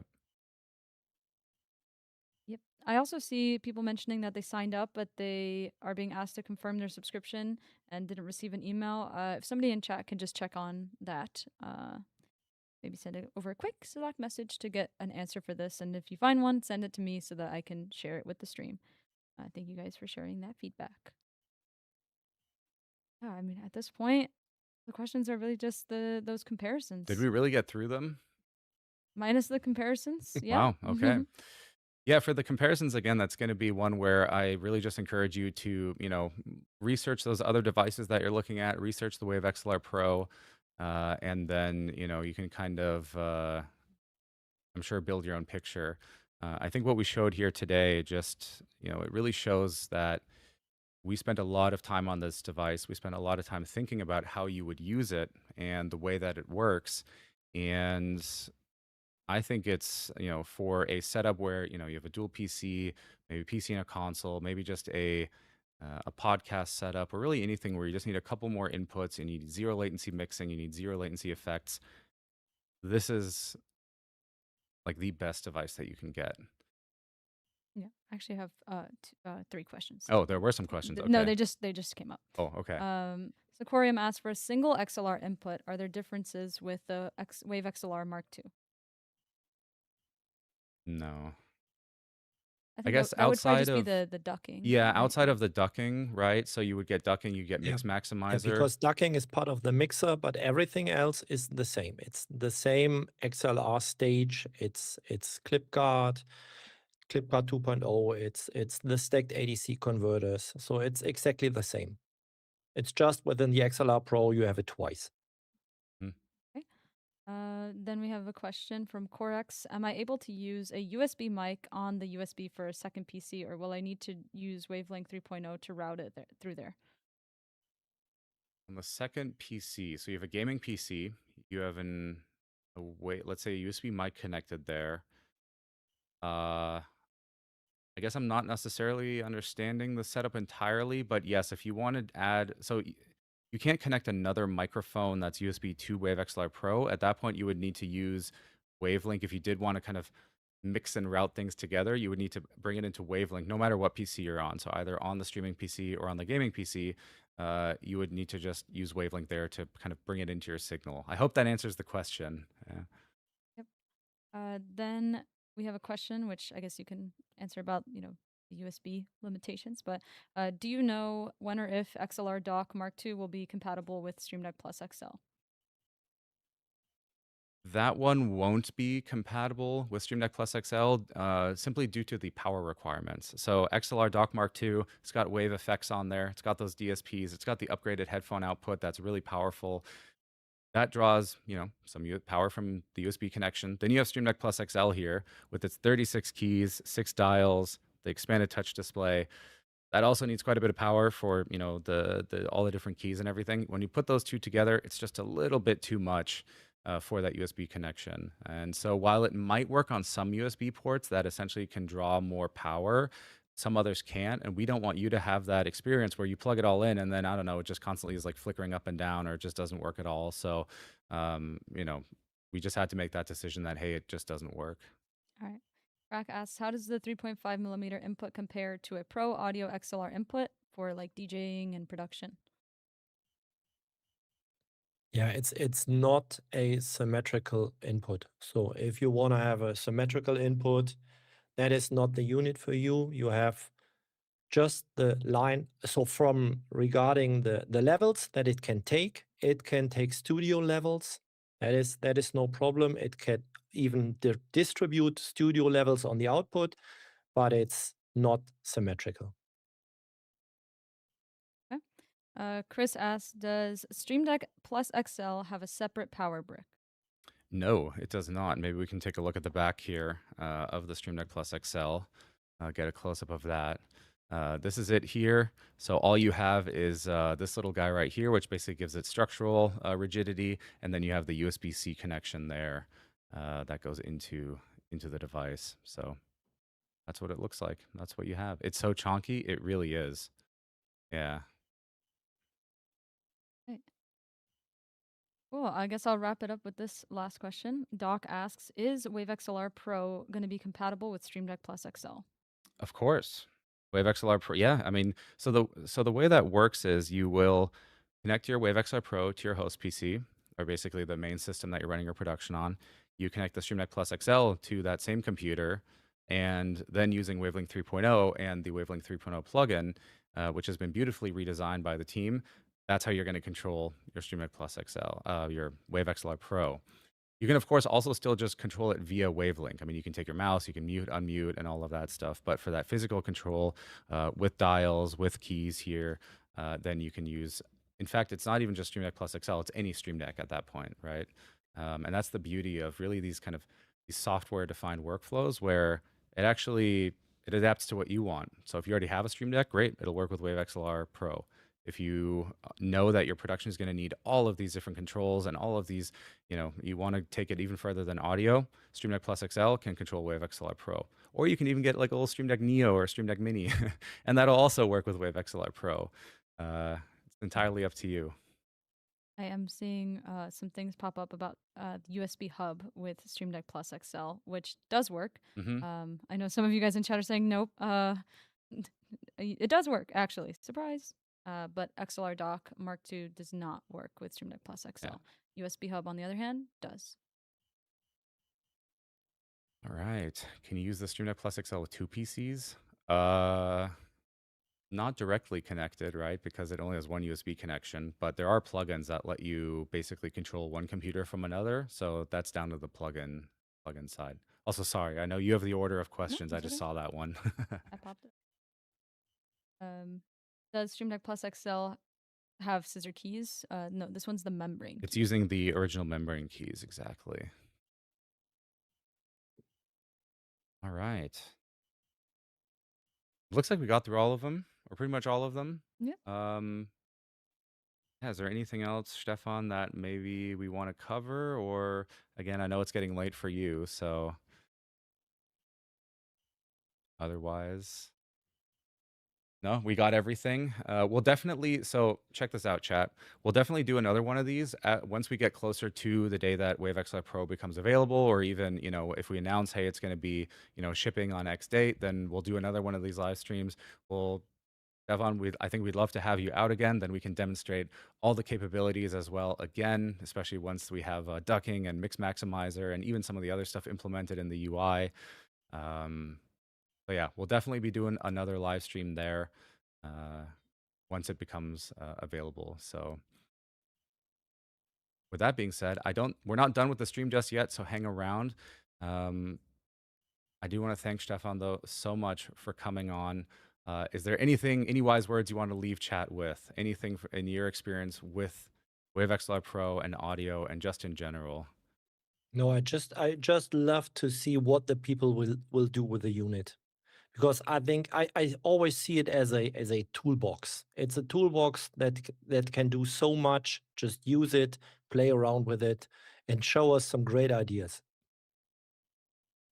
And don't hesitate on those feature requests either. We may not be able to do them all, but Yeah, definitely. yeah, it's always good inspiration. Even if we cannot implement this, maybe it's just a seed. It's just a seed for a new product. It's a good idea that we can work on.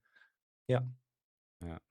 Awesome. Well, thank you again so much for joining us. Have a great evening. Chat, let's get some hearts in the chat there for Stefan for taking his time being here, giving us some incredible answers, all this information that he's shared, all this wisdom. And thank you again so much. I think at this point we have a video that we can cut to from a creator, and then we will be back after that. Stay tuned because we do have a giveaway. So don't go anywhere. We have a video coming up from Floxness Pallier, who's going to talk about why WaveNext matters. They're going to showcase capacitive mute on Wave XLR Mark II and why that's their favorite feature, voice tune, first impressions of Wavelink 3.0, as well as discussing the differences between Wave 3 Mark I and Wave 3 Mark II. They'll also briefly touch on Stream Deck Plus XL. So let's go ahead and check out that video.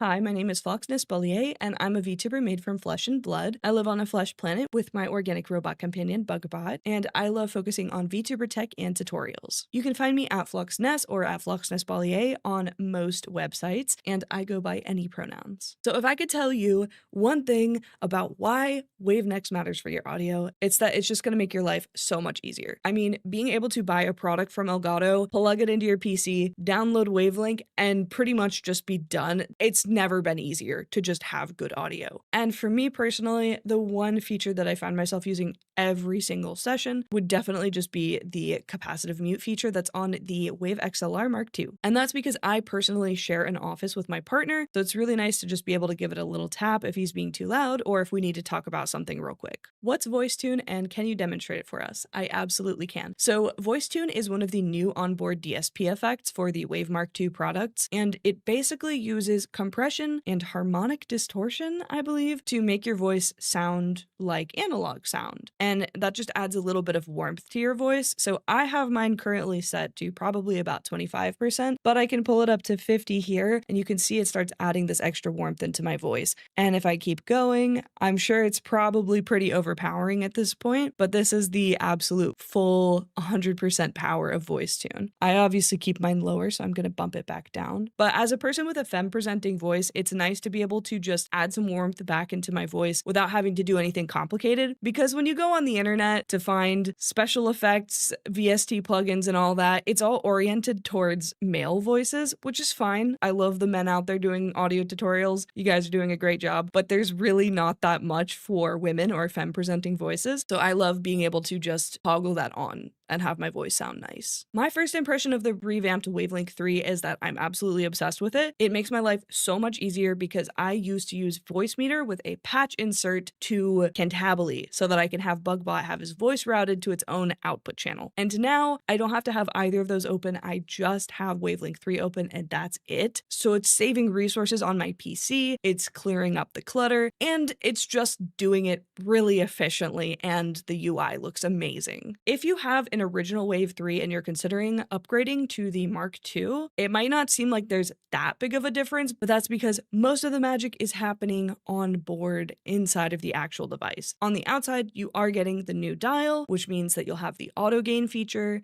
and that also means that you'll be able to see live feedback from your mic or also from your device audio. But the magic that's happening inside is that you have onboard DSP effects and you have your VST insert, which means that between all of the special effects that are being added to the new device and all of your VST add-ins, your mic is going to be pretty much no latency for monitoring, and it's just going to sound absolutely amazing. And for me, as a person who loves monitoring my mic to make sure that, first of all, I'm not muted, but also to make sure that my mic sounds good and is ready for recording, I absolutely love being able to speak in real time and not have my words get jumbled over each other. So there is a major difference between the two of them, and it's definitely an upgrade. With the new LED ring and multifunctional dial, I have, first of all, the option to quickly set up my gain, which is really nice, especially as a person who constantly moves their mic. If I move my mic positioning and I need to readjust and reaccount for my gain, I love being able to just quickly press it and have my gain recalibrated for my needs. Then, of course, we have the new modes. I love being able to control VoiceTune directly from my device. And then, of course, there's the two crossfade options. So we have the option to keep our PC audio on while we're listening to our mic, or we can also do a true crossfade and switch between the two. I like keeping my PC audio on when I do that, but of course there's the option to swap over. And for me, I personally, most of the time will keep myself on the mic or the headset mode, and that's because I love being able to see the feedback. If I'm recording, I love being able to see my mic levels, and if I'm just sitting around listening to music at my desk while I work, it just looks really cool to have the feedback from my music audio on my desk. So with the new Stream Deck Plus XL, I absolutely have full control over my audio now. It pairs perfectly with the Wave XLR XLR Mark II. So my favorite thing is that with the 6 dials, I have 7 channels, and one of them is just for my PC audio, which I don't really mess with that much. So I love being able to have a dedicated dial for every single channel. That's probably my favorite thing of all time. If I'm listening to music and somebody comes in the office, I love being able to just quickly mute it.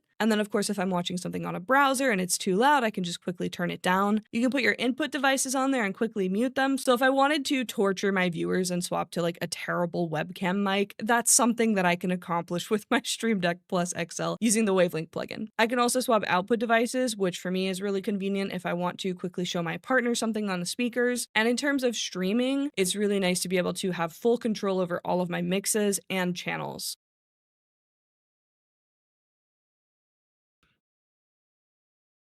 Big hearts for Phlox. Thank you so much for that amazing video. And they're in chat right now. So everybody, please say hi and make sure to drop them a follow. Thank you so much for that amazing video. Also, Omniscient Wolf for the video earlier today. Thank you as well. I love being able to show you guys, some real use cases and experiences from our amazing creators. So thank you guys so much for submitting those videos.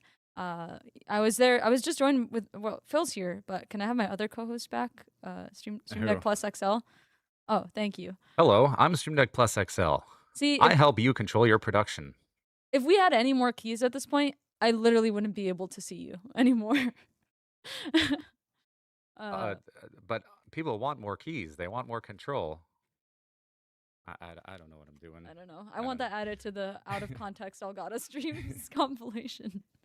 All right. I just want to say again, Stefan was awesome. Chat, For you were real. awesome as well. You had some great questions. We went through a lot of really, technical things. We looked at a lot of lines and a lot of inputs and outputs and all of that. So thank you for being awesome. And again, Stefan, thank you for being here with us to talk about this stuff. I mean, there's so many things in the audio world, and often it's just like, oh, I want to turn the slider up and down. But like the thought that goes into all of this and, why things work the way they do and these decibel, dB this, dBFS that, mixing this and, ratios and, 2-to-1 compression versus 3-to-1 expand, like all of this stuff. And we're just trying to take all of this and give you guys something that will just make your creative process easier, keep you in the flow without your hardware, your software, your tech kind of getting in the way. So that's what we're doing. Also, I want to reiterate, we are using Wave XLR Pro right now. So you're hearing me through Wave XLR Pro.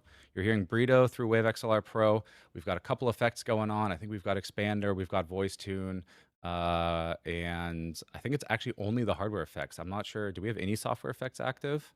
No. So it's literally like you're hearing just Wave DX through only DSP processing. So if you have a Wave DX and you get a Wave XLR Pro, or in fact even a Wave XLR Mark II, because it's the same XLR basically engine in there, that's what you're going to hear. So if you like what you hear right now, then this is what you can get. Yep. No, for real. I truly cannot say thank you enough to everybody who watched the stream for your, wonderful questions, great conversations. I saw you guys, having long conversations with each other as well in the chat, discussing your different setups, your different use cases, what you plan to do when you get Wave XLR Pro. So I want to really thank you guys so much for being here and being so nice and courteous. And also, man, you took time out of your day to say that you appreciate what we're doing here, and that is like no small feat. Obviously, it's really easy to share when, maybe you have a bug report or maybe, something's not working right, but to share how much you love what's going on and how much you appreciate what we're doing, like that truly means a lot to us, and, gives us so much motivation to continue making such amazing, awesome stuff for you. Also, that ducking demo, the chat went crazy. I was on the side over here watching that because, I know what ducking is, right? I've used ducking before, but seeing it, on the hardware like that, and also with that awesome music, I literally had a physical reaction. I was like, and then my AirPod fell out. So if that gives you any insight into how much we also love this, I don't know what does. So yeah. That being said, let's go ahead and Jasmine, if you're ready, you can start the giveaway, and I'm ready to talk about it once you do get it started. This is a big giveaway. We're only running it on Twitch, so if you're somewhere else, head on over to Twitch. You have a moment, so you'll be able to log in, but head on over. It's your time. Join our chat. You will have to type a keyword in the chat once that's unlocked, and we will be giving away either a Wave XLR Pro or Stream Deck Plus XL. It is the winner's choice. That's n- just absolutely quacked. That's. Let me mute his mic. So if you choose Wave XLR Pro, you will have to wait a bit for this prize. It's not, available yet, but you will be one of the first people to receive a Wave XLR Pro in Q2. Also, if you pick Stream Deck Plus XL, you get it, basically as soon as it ships. They found the keyword, and this is even more wild than the past 2 days. Understandable. This is an awesome giveaway. Do the wave. I don't know if is that a wave. It's ready? You want to start it or me? Whoa! Do the wave. That was probably so bad. This was a fake keyword they started yesterday, and Jasmine was like, you know what? Make it real this time. So if you're confused if this was the same fake one as yesterday, it is not. We're giving do chat the too wave. much power. We are. We must nerf chat. Nerf what's on prompter right now. That's insane.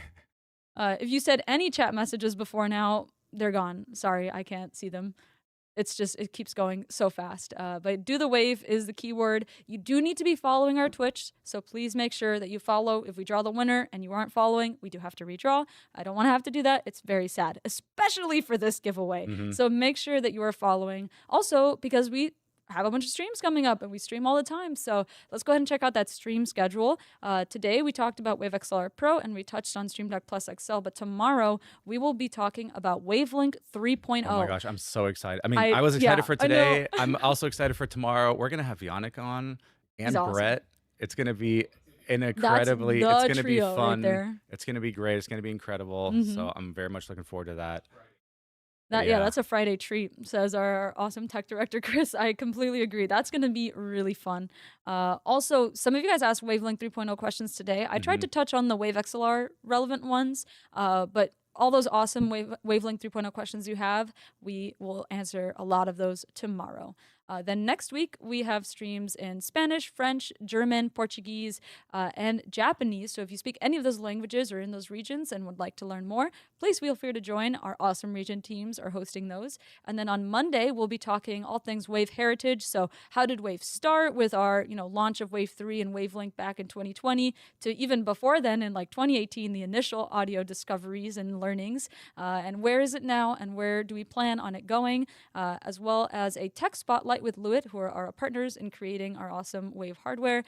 So we'll be speaking with them on Tuesday. On Wednesday, we'll be highlighting Maker on Marketplace that you guys may know and love. And they're bringing some really exciting products that you may have already used, but bringing it into Marketplace and making it really great to use in Wavelink 3.0. So I'm very excited about that.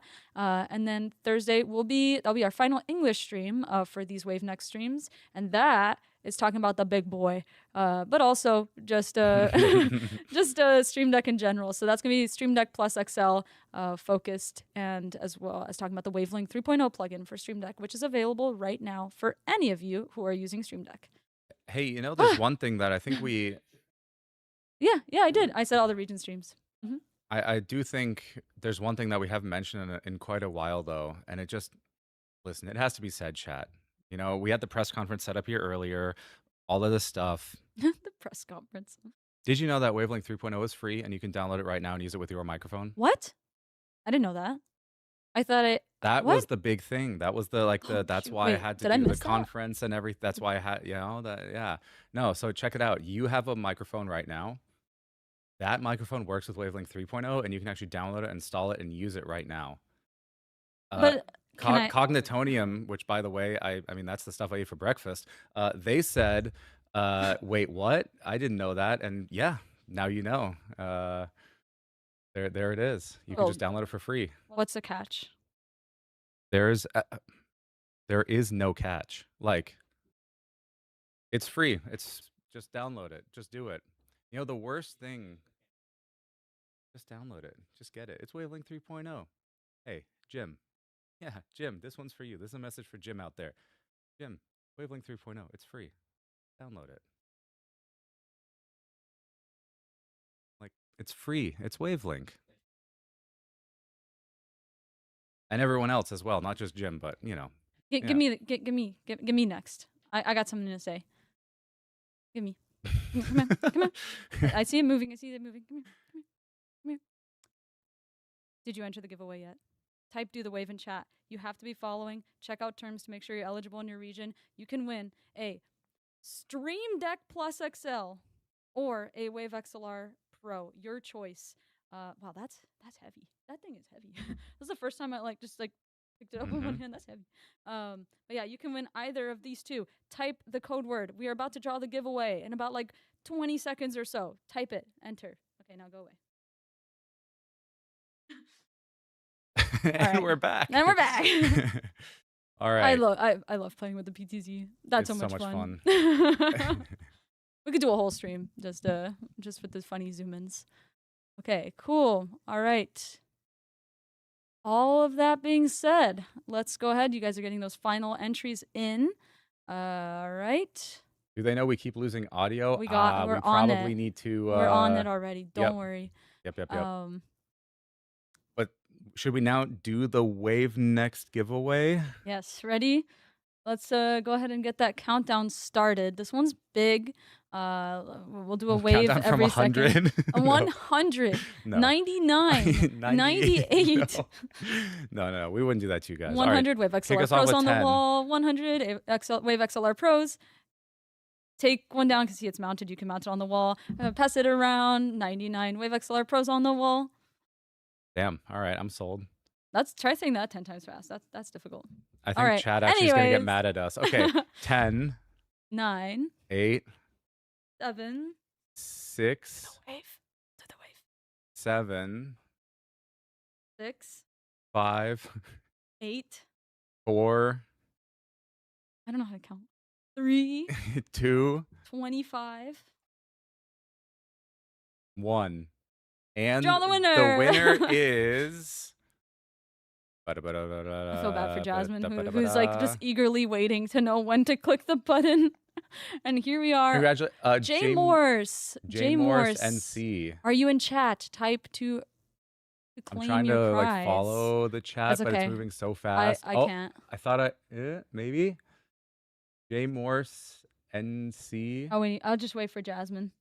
They're in chat. Awesome. Hey, congratulations! Just- now the follow-up question is which device? Yeah. Stream Deck Plus Wait, XL. chat needs to know. Yeah, or What are you picking? Stream Deck Plus XL now, or Wave XLR Pro later. Or you pick Stream Deck Plus XL and then you buy Wave XLR Pro when it comes out.